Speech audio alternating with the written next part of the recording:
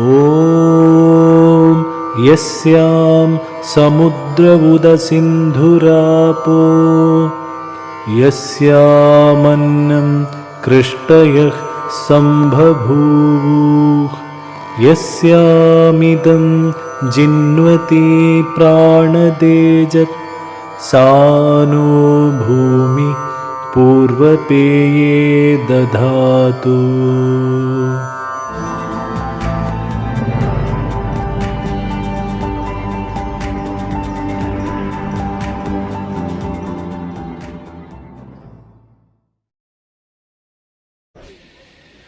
ഇന്ന് ഏറ്റവും ശ്രേഷ്ഠമായ മഹനീയമായ ഒരു ദിനമാണ് എന്ന് നമുക്ക് ഏവർക്കും അറിയാം.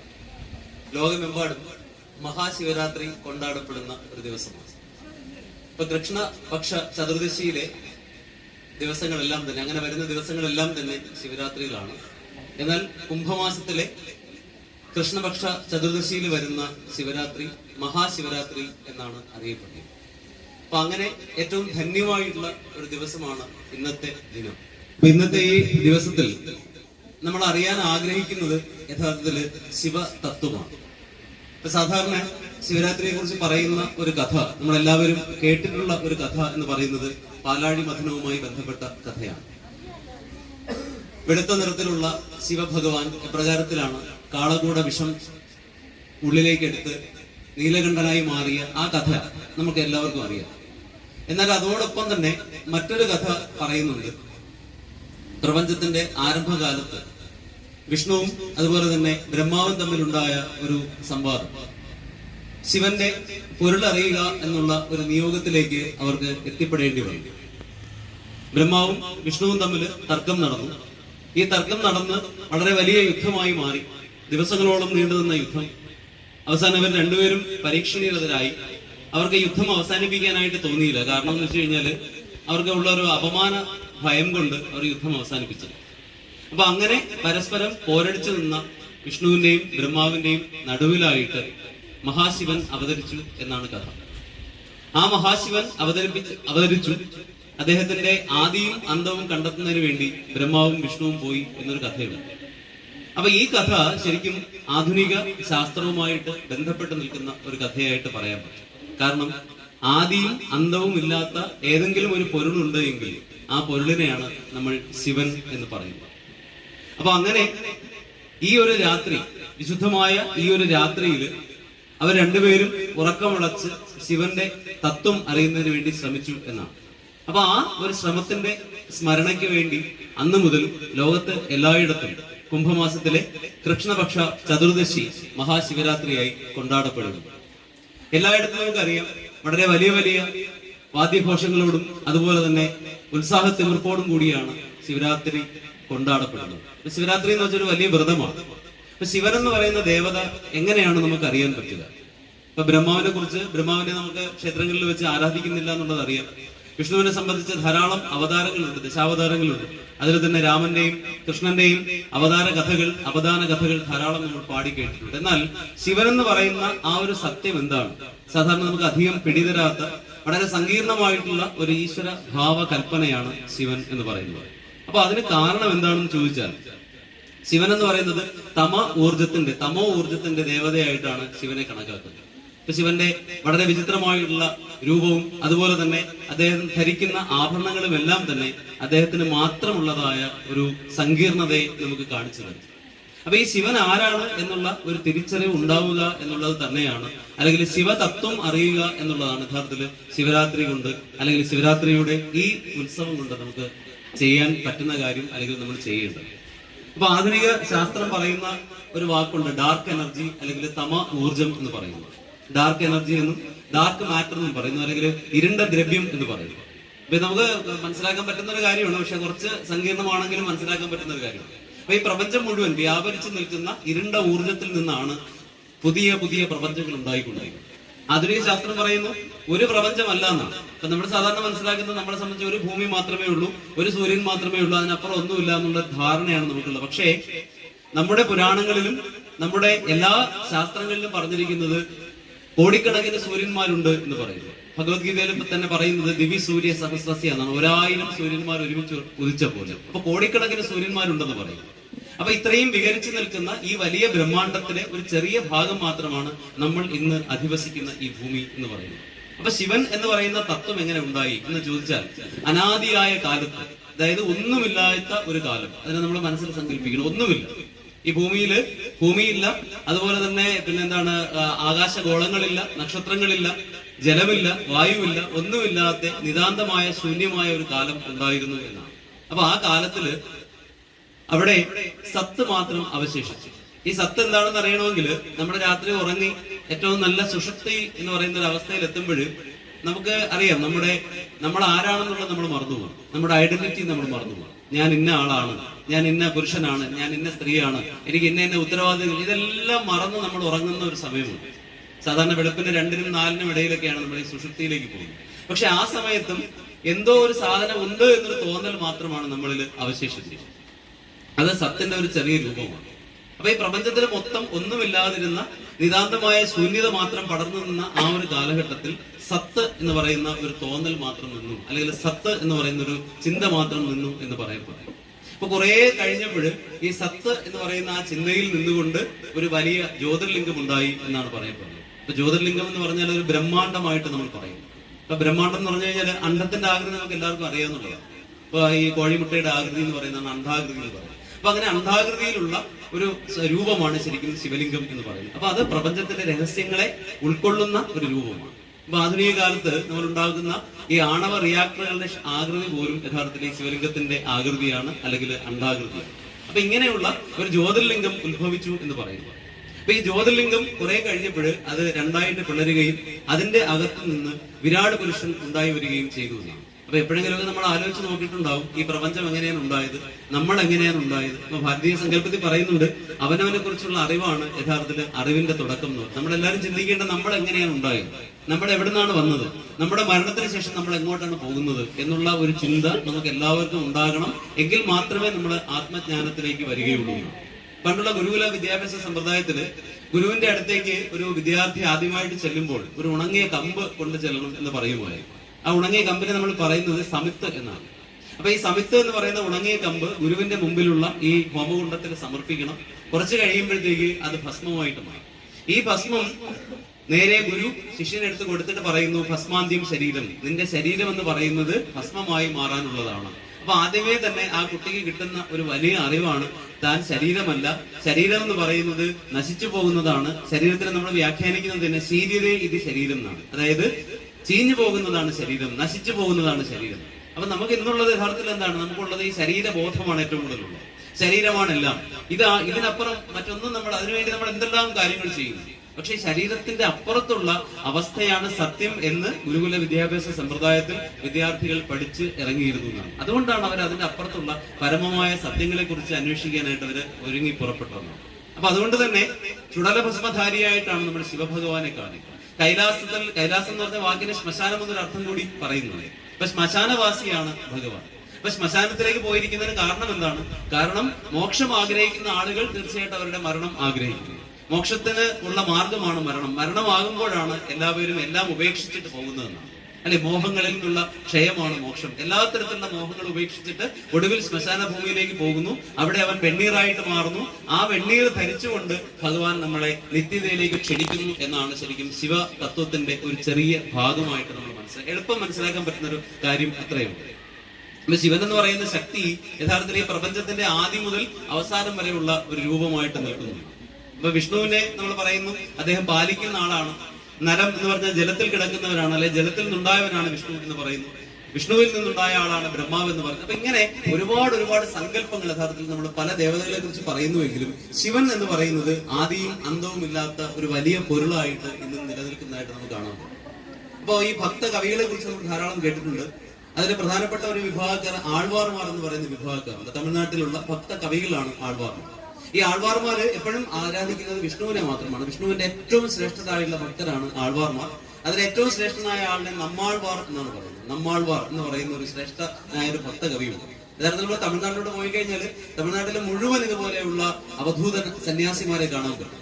ഇതുപോലെ ധാരാളം ആളുകളെ കാണാൻ പറ്റും. 18 സിദ്ധന്മാരെ കുറിച്ച് നമുക്കറിയാൻ പറ്റും. അല്ലെ. അതില് പുലിപ്പാണി സ്ഥലപ്പുറമുള്ള ഒരുപാട് ആൾക്കാർ നമുക്ക് തമിഴ്നാട്ടിൽ പോയാൽ കാണാൻ പറ്റും. അപ്പൊ ഇതുപോലെ ആത്മീയമായുള്ള ഉണർവുകൾ ഉണ്ടായിരുന്ന ഒരുപാട് സ്ഥലങ്ങൾ കേരളത്തിലും ഉണ്ടായിരുന്നു.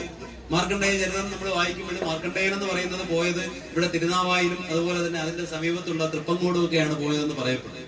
അല്ലെ. അപ്പൊ ഇങ്ങനെ നമുക്കും ഇതുമായിട്ട് ധാരാളം പിന്നെ എന്താ പറയുക, ഇതുമായിട്ട് ഒരു പാരസ്പര്യം ഉള്ളതായിട്ട് നമുക്ക് മനസ്സിലാക്കാനായിട്ട് സാധിക്കും. അപ്പൊ ഈ ഔവ്വയാർ എന്ന് പറയുന്നത് യഥാർത്ഥത്തിൽ ഒരാൾ മാത്രമാണ്, ഒരുപാട് ആളുകളുടെ പേരാണ് ഔവ്വയാർ. ഔവ്വയാർ എന്ന് പറഞ്ഞൊരു പരമ്പര തന്നെയാണ്, ഗുരുവിന്റെ ഒരു പരമ്പര. അപ്പൊ നമുക്ക് ഈ സരസ്വതി എന്ന് പറയുന്ന ഒരു വിലാസമുള്ളത് ഒരു പ്രത്യേക രീതിയിലുള്ള ഗുരുശിഷ്യ സമ്പ്രദായത്തിൽ വന്ന് ഒരു പ്രത്യേകമായ പദവിയിൽ എത്തുന്ന ആളുകളാണ് യഥാർത്ഥത്തിൽ സരസ്വതി എന്നറിയപ്പെടുന്നത്. അപ്പൊ ഇതുപോലെയുള്ള ഒരു വലിയ ഗുരുശിഷ്യ പരമ്പര ശരിക്കും എൻലൈറ്റഡ് ആയിട്ടുള്ള അല്ലെങ്കിൽ ബോധോദയം കിട്ടിയ ആളുകളുടെ ഒരു പരമ്പരയാണ് യഥാർത്ഥത്തിൽ ഔവ്വയാർ എന്നറിയപ്പെടുന്നത്. അപ്പൊ ഈ ഔവ്വയാറുമായിട്ട് ഒരിക്കലും ഒരാൾ സംവാദത്തിന് സാധാരണക്കാരനായ ആളായിരുന്നില്ല വന്നത് സാധാരണ സാക്ഷാൽ സുബ്രഹ്മണ്യ സ്വാമി ആയിരുന്നു. അപ്പൊ ഒന്ന് ആലോചിച്ച് നോക്കുക, മുരുക ഭഗവാൻ നേരിട്ട് ഇറങ്ങി വന്ന് ഒരാളുമായിട്ട് സംവാദനം നടത്തുന്നു. അപ്പൊ ആ സ്ത്രീയുടെ ശ്രേഷ്ഠത എത്രയാണെന്ന് നമ്മൾ മനസ്സിലാക്കുന്നു. ഔവ്വയാർ എന്ന് പറയുന്ന ആളിന്റെ ശ്രേഷ്ഠത എത്രയാണ്. അപ്പൊ ഔവ്വയാറിനോട് മുരുകൻ ചോദിച്ചത്, ഈ ലോകത്തിൽ ഏറ്റവും വലുതായിട്ടുള്ളത് എന്താണ്, ഏറ്റവും വലുതായി നിൽക്കുന്ന രൂപം എന്താണ്, അല്ലെങ്കിൽ ഈ ലോകത്തിൽ ഏറ്റവും മഹത്തായി നിൽക്കുന്നത് എന്താണ്, ഏറ്റവും വലുത് എന്താണ് എന്ന് ചോദിക്കും. അപ്പൊ എന്ന് ചോദിക്കുമ്പോഴത്തെ പിന്നെ അവർ പറയുന്ന മറുപടി എന്ന് പറയുന്നത്, ഈ ലോകത്തിൽ ഏറ്റവും വലുതായിട്ട് നിൽക്കുന്നത് ഈ ഉലകം തന്നെയാണ്, ഈ പ്രപഞ്ചം തന്നെയാണ്. കാരണം നമുക്കറിയാം, നമ്മൾ എവിടെ നോക്കിയാലും പ്രപഞ്ചമാണ് കാണുന്നത്, അല്ലെ. നമ്മുടെ ഈ ഭൂമി തന്നെ നമുക്ക് കണ്ടു തീർക്കാൻ കഴിയില്ല. നമ്മൾ ജീവിക്കുന്ന ഒരു പഞ്ചായത്ത് പോലും ശരിക്കും പറഞ്ഞാൽ മൊത്തം നമുക്ക് നടന്നു തീർക്കാനോ കണ്ടു തീർക്കാനോ കഴിയില്ല. അപ്പൊ എത്ര വലുതാണ് ഈ ഭൂമി എന്ന് പറയുന്നത്, നമ്മളൊന്ന് ആലോചിച്ച് നോക്കി അറിയാൻ പറ്റും, അല്ലെ. നമ്മുടെ കേരളം തന്നെ നമ്മൾ കണ്ടു തീരുന്നില്ല. അപ്പൊ അതിനേക്കാൾ എത്രയോ വലുതാണ് ഈ ഭാരതം, അതിനേക്കാൾ എത്രയോ വലുതാണ് ഏഷ്യ. അങ്ങനെ നമ്മൾ ചിന്തിച്ച് പോയി കഴിഞ്ഞാൽ നമുക്ക് അവസാനം ചിന്തിച്ചാൽ ഒരു അന്തവുമില്ല, ചിന്തിച്ചില്ലെങ്കിൽ ഒരു കുന്തവുമില്ല എന്നൊരു അവസ്ഥയിലേക്ക് നമുക്ക് എത്തിച്ചേരാൻ പറ്റും. അപ്പൊ ഇത്രയും വലിയ ഈ പ്രപഞ്ചം, ഈ ഉലകമാണ് ഏറ്റവും വലുത് എന്ന് ഔവ്വയാർ മറുപടി പറയുന്നു. അപ്പൊ ആ മറുപടി കേട്ടുകൊണ്ട് അദ്ദേഹം വീണ്ടും ചോദിക്കുന്നു, അങ്ങനെയാണെങ്കിൽ ഈ ഉലകിനെ നിർമ്മിച്ചത് ആരാണ്, ഈ ഉലകിനെ സൃഷ്ടിച്ച ആളല്ലേ അതിനേക്കാൾ വലിയവൻ എന്ന് ചോദിക്കുമ്പോൾ ഔവ്വയാർ മറുപടി പറയുന്നു, അതെ, അത് ശരിയാണ്, അങ്ങ് പറയുന്നത് ശരിയാണ്. അങ്ങനെയാണെങ്കിൽ ബ്രഹ്മാവാണ് ഏറ്റവും വലിയ ആൾ. അപ്പൊ ബ്രഹ്മാവ് എവിടുന്നാണ് ഉണ്ടായത്? ബ്രഹ്മാവ് ഉണ്ടായത് വിഷ്ണുവിന്റെ നാഭിയിൽ നിന്ന്. അപ്പൊ അങ്ങനെയാണെങ്കിൽ ബ്രഹ്മാവിനേക്കാൾ വലിയ ആളെന്ന് പറയുന്നത് ആരാണ്? അത് വിഷ്ണുവാണ്. അപ്പൊ ഈ വിഷ്ണു എവിടെയാണ് കിടക്കുന്നത്? പാൽക്കടലിലാണ്, അല്ലെ, പാലാഴിയിലാണ് കിടക്കുന്നത്. പാലാഴി വളരെ വലുതായതുകൊണ്ടാണ് വിഷ്ണുവിനെ അതിൽ കിടക്കാൻ പറ്റുന്നത്. അപ്പൊ വിഷ്ണുവിനേക്കാൾ വലുത് ആരാണെന്ന് ചോദിച്ചു കഴിഞ്ഞപ്പോഴത്തേക്ക് ഔവ്വയാറിന് പറയേണ്ടി വന്നു, അത് പിന്നെ ആരാണ്? അത് പാലാഴിയാണ്. അങ്ങനെയാണെങ്കിൽ ഈ പാലാഴിയെ കുടിച്ചു പറ്റിച്ചവൻ ആരാണ്? അത് അഗസ്ത്യ മുനിയാണ്, അല്ലെ. കുറുമുനി എന്നറിയപ്പെടുന്ന അഗസ്ത്യ മുനിയാണ് യഥാർത്ഥത്തിൽ ഈ പാലാഴിയെ കുടിച്ചു പറ്റിച്ചത്. അപ്പൊ ഈ പാലാഴിയെ മുഴുവൻ കുടിച്ചു പറ്റിക്കണമെങ്കിൽ അദ്ദേഹം ആരായിരിക്കണം? പാലാഴിയേക്കാൾ വലിയ ആളായിരിക്കും. അപ്പൊ വീണ്ടും ഔവ്വയാറിന് ആശയക്കുഴപ്പം ഉണ്ടായിരുന്നു. അപ്പൊ ഉടനെ പറഞ്ഞു, അങ്ങനെയാണെങ്കിൽ അഗസ്ത്യ മുനിയാണ് ഏറ്റവും വലുത്. പക്ഷെ അഗസ്ത്യ മുനിയെ നമ്മൾ അറിയപ്പെടുന്ന കുംഭസംഭവൻ എന്നാണ്. അതായത് ഭൂമിയിൽ നിന്നുണ്ടായവനാണ്, കുടം പോലെ ഇരിക്കുന്ന ആളാണ്, ചെറിയ ആളാണ്, കുറുമുനി എന്നാണ് അദ്ദേഹത്തിന് അറിയപ്പെടുന്നത്. അപ്പൊ ഈ കുറുമുനു അദ്ദേഹം ചെറിയ ആളല്ല. അഗസ്ത്യര് തമിഴ്നാട്ടിലുണ്ട്, നമ്മുടെ ഇവിടുത്തെ സംസ്കാരത്തിലുണ്ട്. ഇവിടെ ഒരുപാട് ഭാഗങ്ങളിൽ അദ്ദേഹം വന്നതായിട്ട് പറയുന്നു. ഇപ്പോഴും പല സ്ഥലങ്ങളിലും പ്രത്യക്ഷപ്പെടുന്നതായിട്ട് പറയുന്നുണ്ട്. ചട്ടമ്പി സ്വാമികളുടെ ചരിത്രം വായിക്കുമ്പോൾ ചട്ടമ്പി സ്വാമികളുടെ കൂടെ നടക്കുന്ന ഒരാളായിട്ട് കുറുമുനുയെ കണ്ട ആൾക്കാരുണ്ട്. അശ്വത്ഥാമാവ് കൂടെ നടക്കുന്നതായിട്ട് പറയപ്പെടുന്നു. അശ്വത്ഥാമാവ് എന്ന് പറയുന്ന മഹാഭാരതത്തിലെ ദ്രോണപുത്രൻ ചിരഞ്ജീവിയായ അദ്ദേഹം ഇറങ്ങി വന്നിട്ട് അദ്ദേഹത്തിന്റെ കൂടെ സഞ്ചരിക്കുന്നു. കാരണം പത്മനാഭസ്വാമി ക്ഷേത്രത്തിൽ പോയി കഴിഞ്ഞാൽ നമുക്കറിയാം, അവിടെ വ്യാസവിഗ്രഹത്തിന്റെ തൊട്ടടുത്തായിട്ട് ഈ അശ്വത്ഥാമാവിനെയും പ്രതിഷ്ഠിച്ചിട്ടുണ്ടെന്നാണ്. അശ്വത്ഥാമാവാണ് അടുത്ത വ്യാസൻ എന്ന് പറയപ്പെടുന്നത്. ഇങ്ങനെ ഒരുപാട് സങ്കല്പങ്ങൾ നമുക്കറിയാൻ പറ്റും, ഒരുപാട് ഇതിൽ സത്യം ഉണ്ട് എന്നും പറയപ്പെടുന്നത്. കാരണം ഈ ചട്ടമ്പി സ്വാമികളൊക്കെ സമാധിയായിട്ട് അധികം കാലമൊന്നും ആയിട്ടില്ല. അപ്പൊ അദ്ദേഹത്തിന്റെ കാലഘട്ടത്തിൽ ജീവിച്ചിരുന്ന ജഡ്ജിമാരായ ആളുകളാണ് സാക്ഷ്യപ്പെടുത്തിയിരിക്കുന്നത്. ചട്ടമ്പി സ്വാമികൾ സഞ്ചരിക്കുമ്പോൾ അദ്ദേഹത്തിന്റെ കൂടെ ഇവരൊക്കെ കണ്ടതായിട്ട് പറയപ്പെടുന്നു. അപ്പൊ ഇതെല്ലാം ഐതിഹ്യങ്ങളല്ല, യഥാർത്ഥത്തിൽ ഇതെല്ലാം തന്നെ കണ്ട കാര്യങ്ങളാണ്, അല്ലെങ്കിൽ സംഭവിച്ച കാര്യങ്ങളാണ്. അപ്പൊ നമ്മൾ ഇതിഹാസം എന്ന് സാധാരണ പറയാറുണ്ട്. ഇഹ ആസ്യം എന്നാണ് പറയുന്നത്. വെച്ചാല് ഇങ്ങനെയാണ് സംഭവിച്ചത് എന്ന് പറയുന്നതിനെയാണ് ഇതിഹാസം എന്ന് പറയുന്നത്. അപ്പൊ ഇങ്ങനെയാണ് സംഭവിച്ചതെന്ന് പറയാൻ ആർക്ക് മാത്രമേ സാധിക്കുകയുള്ളൂ? ഒരു സാക്ഷിക്ക് മാത്രമേ സാധിക്കുകയുള്ളൂ, കണ്ടവൻ മാത്രമേ സാധിക്കുകയുള്ളൂ, കണ്ടുകൊണ്ടിരുന്നവൻ. സാക്ഷി എന്നുള്ള വാക്കിന്റെ അർത്ഥം എന്താണ്? അക്ഷിയോട് കൂടിയവൻ, അല്ലെങ്കിൽ കണ്ണോട് കൂടിയവൻ എന്നാണ് അർത്ഥം, അല്ലെ. കാഴ്ച ഉള്ളവൻ, കണ്ടവൻ എന്നാണ്. അപ്പൊ മഹാഭാരതത്തിൽ നമുക്കറിയാം സാക്ഷിയായിട്ടുണ്ടായിരുന്നത് വേദവ്യാസനാണ്. അദ്ദേഹം അതിലൊരു കഥാപാത്രമാണ്. ഇനി രാമായണം എടുത്തു കഴിഞ്ഞാൽ അതിൽ വാൽമീകി മഹർഷി എന്ന് പറയുന്ന അതിലെ കഥാപാത്രമാണ്, അദ്ദേഹം തന്നെയാണ് അത് എഴുതിയത്. അതുകൊണ്ടാണ് നമ്മൾ ഇതിഹാസം എന്ന് പറയുന്നത്. അപ്പൊ ഈ സംഭവിച്ച കാര്യങ്ങളെല്ലാം തന്നെ യഥാർത്ഥത്തിൽ ഇതിഹാസങ്ങളാണ്. കാരണം ഇതെല്ലാം അവർ കണ്ടതാണ്. അപ്പൊ ഈ കുറുമുനി എന്ന് പറയുന്ന ഈ മുനി ശ്രേഷ്ഠൻ, അദ്ദേഹത്തിന്റെ ഒരുപാട് ഗരിമകൾ നമുക്ക് പറയാനായിട്ടുണ്ടെന്നാണ്. ശിവപാർവതി കല്യാണം നടക്കുന്ന സമയത്ത് ഈ എല്ലാ ദേവതമാരും ക്ഷണിക്കപ്പെട്ട എല്ലാവരും യഥാർത്ഥത്തിൽ ഈ പറയുന്ന കൈലാസത്തിന്റെ ആ ഭാഗത്തേക്ക് പോവുകയാണ്. അങ്ങനെ അവിടെ പോകുമ്പോൾ സ്വാഭാവികമായിട്ടും ഭൂമിയുടെ ഭാരം ഒരു സൈഡിലേക്ക് മാത്രം കേന്ദ്രീകരിക്കപ്പെടുകയും മറുഭാഗം കൊണ്ട് പൊങ്ങാൻ സാധ്യതയുണ്ട് എന്ന് പറഞ്ഞുകൊണ്ട് ശിവഭഗവാൻ പ്രത്യേകിച്ച് ഭൂമിയുടെ ദക്ഷിണ ഭാഗത്തേക്ക് പറഞ്ഞയക്കുന്ന ആളെന്ന് പറയുന്നത് ഈ കുറുമുനിയാണ്. അഗസ്ത്യമുനിയോട് പറയുന്നത്, നിങ്ങൾ ദക്ഷിണദേശത്ത് പോയി നിൽക്കുക. അപ്പൊ ദക്ഷിണദേശത്തെ പോയി അദ്ദേഹം മാത്രം നിന്നപ്പോൾ എന്ത് ചെയ്തു? ഭൂമി പിന്നെ എന്ത് ചെയ്തു? ഇത് തുലനം സംഭവിച്ചത്. അപ്പൊ അത്രയും ശ്രേഷ്ഠതയുള്ള ആളാണ് നമ്മൾ ഈ പറയുന്ന അഗസ്ത്യൻ എന്ന് പറയുന്നത്. അപ്പൊ അതുകൊണ്ടാണ് അദ്ദേഹത്തിന് ഈ പറയുന്ന ഇതിനെ കുടിച്ചു പറ്റിക്കാൻ പറ്റിയതെന്നാണ്. അദ്ദേഹം നടന്നു പോയപ്പോഴത്തേക്ക് വിന്ധ്യപർവ്വതം വളരെ ധിക്കാരത്തോടുകൂടി തല ഉയർത്തി നിന്നു. അപ്പൊ അദ്ദേഹം പറഞ്ഞത്, അദ്ദേഹം തന്റെ പിന്നെന്താണ് അനുഗ്രഹം കൊണ്ട് അല്ലെങ്കിൽ അദ്ദേഹത്തിന്റെ കഴിവ് കൊണ്ട് ശക്തി കൊണ്ട് എന്ത് ചെയ്ത് വിന്ധ്യന്റെ തല കുലിപ്പിച്ചു. തല കുലിപ്പിച്ചതിന് ശേഷം പറഞ്ഞു, ഞാൻ തിരിച്ചു വരുന്നത് വരെ നീ ഇവിടെ ശിരസ് താഴ്ത്തി നിൽക്കണമെന്ന് പറയും. അപ്പൊ ഇങ്ങനെ അഗസ്ത്യമുനിയെ കുറിച്ച് പറയണമെങ്കിൽ ധാരാളം കാര്യങ്ങൾ നമുക്ക് പറയാനായിട്ടുണ്ട്.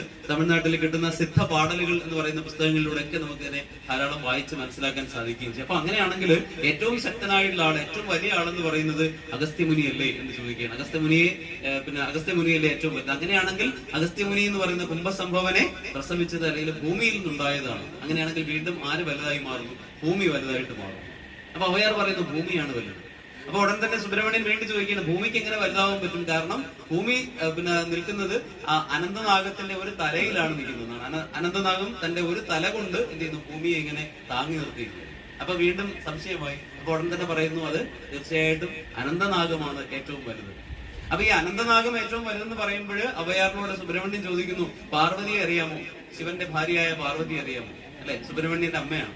അപ്പൊ അമ്മയുടെ ഈ പറയുന്ന അണിവിരലിലെ ഒരു മോതിരമാണ് ഈ പറയുന്ന പിന്നെ അനന്തൻ എന്ന് പറയുന്നത്, ആദിശേഷൻ എന്ന് പറയുന്നത്. അപ്പൊ ഒന്ന് ആലോചിച്ച് നോക്ക്, ഇത്രയും വലിയ ഒരു സർപ്പം എന്ന് പറയുന്നത് പാർവതി ദേവിയുടെ ഈ വിരലിലെ ഒരു മോതിരം മാത്രം. അപ്പൊ വീണ്ടും അവിടെ സംശയമാകുന്നു. അപ്പൊ അങ്ങനെയാണെങ്കിൽ പാർവതി ദേവിയാണോ ഏറ്റവും വലുത്? അപ്പൊ പാർവതി ദേവി എന്ന് പറഞ്ഞാൽ നമുക്കറിയാം ശിവന്റെ വാമഭാഗമാണ്. അപ്പൊ അങ്ങനെയാണെങ്കിൽ ആരാണ് ഏറ്റവും വലുത്? വീണ്ടും വരുന്ന ചോദ്യം വരുമ്പോഴത്തേക്ക് പറയുന്നത് ശിവനാണ് ഏറ്റവും വലുത്.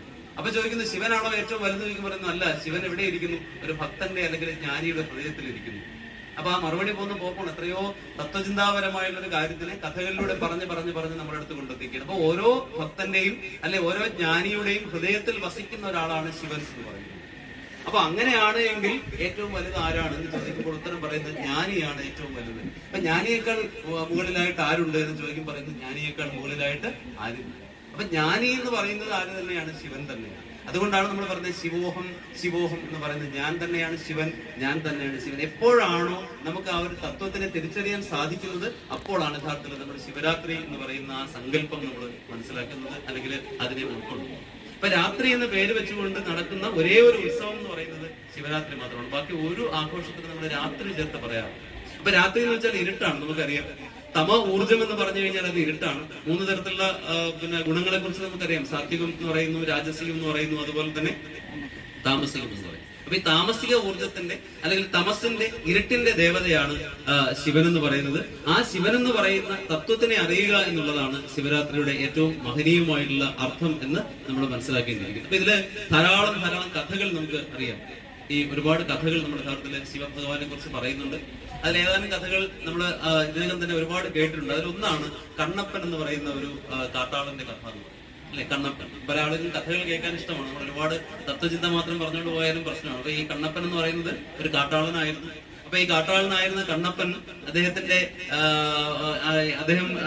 എങ്ങനെയായിരുന്നു തന്റെ ഭക്തി കൊണ്ട് അദ്ദേഹം സമർപ്പണം ചെയ്യുന്നത് എങ്ങനെയായിരുന്നു എന്ന് ചോദിച്ചു കഴിഞ്ഞാൽ, അദ്ദേഹം ഈ വേട്ടയാടി കൊണ്ടുവരുന്ന മൃഗങ്ങളുടെ ഈ സിംഹഭാഗമാണ്, അതായത് ഏറ്റവും പ്രധാനപ്പെട്ട ഭാഗമാണ് ശിവലിംഗത്തിൽ അർപ്പിച്ച് അദ്ദേഹം ആരാധന നടത്തിക്കൊണ്ടു. അപ്പൊ നിങ്ങളൊന്ന് ആലോചിച്ച് നോക്കാം, ഈ ശിവലിംഗത്തില് നമുക്ക് കാണാൻ കഴിയുന്നത് ഈ ഈ മൃഗമാംസവും അതുപോലെ തന്നെ രക്തവും അങ്ങനെയുള്ള കാര്യങ്ങളാണ് ശിവലിംഗത്തിലൂടെ ഇങ്ങനെ ഒലിച്ചിറങ്ങുന്നത്. അപ്പൊ ഇത് കണ്ടുകൊണ്ട് പാർവതി ദേവി ചോദിച്ചു എന്നാണ്, അങ്ങ് എന്താണ് ഇത് കണ്ടുകൊണ്ടിരിക്കുന്നത്? അങ്ങയുടെ രൂപത്തിനെ എത്രയോ മോശമായിട്ടാണ് അദ്ദേഹം ഒരാളവിടെ പരിചരിക്കുന്നത് ചോദിച്ചു. ഇതിനിടയിൽ എപ്പോഴോ ഒരു പ്രാവശ്യം ഇദ്ദേഹത്തിന്റെ കരങ്ങൾ അറ്റുപോയതല്ല, കൊള്ളക്കാരോ ഇദ്ദേഹത്തിന്റെ 2 കൈകളും ഛേദിച്ചു കളഞ്ഞു. അപ്പൊ ആ സമയത്ത് വെള്ളം എടുത്തുകൊണ്ടൊന്ന് അർച്ചന ചെയ്യാൻ കഴിയാതെ വായില് വെള്ളം കൊണ്ടുവന്ന് ആ വായിലെ വെള്ളം ശിവലിംഗത്തിലേക്ക് തുപ്പി ആണ് അദ്ദേഹം അർച്ചന ചെയ്തതെന്ന്. അപ്പൊ ഇത്രയും ആയപ്പോഴത്തെ പാർവതി ദേവിക്ക് സഹിച്ചതേ ഇല്ല. അപ്പൊ പാർവതി ദേവി ചോദിച്ചു, അങ്ങ് എന്തിനാണ് ഇത് കണ്ടുകൊണ്ടിരിക്കുന്നത്? ഇതിനേക്കാൾ മോശമായിട്ട് എങ്ങനെയാണ് ഒരാളിന് അങ്ങയെ പരിചരിക്കാൻ സാധിക്കുക? അദ്ദേഹത്തിനെ നശിപ്പിച്ച് കളയുമെന്ന് പറയുമ്പോൾ ശിവൻ പറയുന്ന ഒരു ഭാഷയാണ്. ശിവൻ പറയുന്നത് യഥാർത്ഥത്തിൽ എന്താണ്? ഇത്രയും ശ്രേഷ്ഠമായിട്ടുള്ള ഒരു ആരാധന എന്റെ ജീവിതത്തിൽ ഇതുവരെ എനിക്ക് ലഭിച്ചിട്ടില്ലെന്നാണ്. കാരണം ഒരാള് അയാളുടെ ജീവിതത്തിൽ കിട്ടുന്ന ഏറ്റവും പ്രധാനപ്പെട്ട ഒരു കാര്യമാണ്, ഒരു ദ്രവ്യമാണ് എനിക്ക് അവിടെ സമ്മാനിച്ചത്. ഇപ്പൊ നമ്മള് പോകുമ്പോ അറിയാം, നമ്മുടെ ഏറ്റവും ചെറിയ ചില്ലറകൾ നോക്കിയാണ് അവിടെ പിന്നെ വഴിപാടായിട്ടൊക്കെ ഇടുന്നത്. ഇവിടെ കണ്ണപ്പൻ എന്ന് പറയുന്നത് കണ്ണപ്പന്റെ ജീവിതത്തിൽ കിട്ടുന്ന ഏറ്റവും പ്രധാനപ്പെട്ട ഭാഗം എന്ന് പറയുന്നത് എന്താണ്? ഏറ്റവും പ്രധാനപ്പെട്ട കാര്യം, ദ്രവ്യം എന്ന് പറയുന്നത് അയാൾ വേട്ടയാടി പേടിക്കുന്ന ആ സാധനമാണ്. ആ സാധനത്തിനെ അതേപോലെ കൊണ്ട് ശിവന് സമർപ്പിക്കുകയാണ് ചെയ്യുന്നത്. അപ്പൊ അതുകൊണ്ട് ഈ കണ്ണപ്പന് അങ്ങനെയാണ് അദ്ദേഹം എന്ത് ചെയ്യുന്നത്? മോക്ഷം കൊടുക്കുന്നത്. അതുകൊണ്ട് ലോകത്തിലെ ഏറ്റവും വലിയ ശിവഭക്തൻ ആരാണെന്ന് ചോദിച്ചാൽ അതിന് മറുപടിയായിട്ട് പറയുന്നത് കണ്ണപ്പനാണ് ലോകത്തിലെ ഏറ്റവും വലിയ ശിവഭക്തൻ എന്നാണ്. അപ്പൊ ഇത് പറയുന്നത് ഞാനല്ല, മാണിക്യവാസകർ എന്ന് പറയുന്ന ഒരു വലിയ മഹാനായ തമിഴ് കവി ജീവിച്ചിരുന്നു. ഇവിടെ ഉണ്ടല്ലേ? അപ്പൊ ഈ കണ്ണപ്പന്റെ ഇത് ഇവിടെ ചുവർചിത്രത്തിലുണ്ടെന്നാണ് അദ്ദേഹം പറയുന്നത്.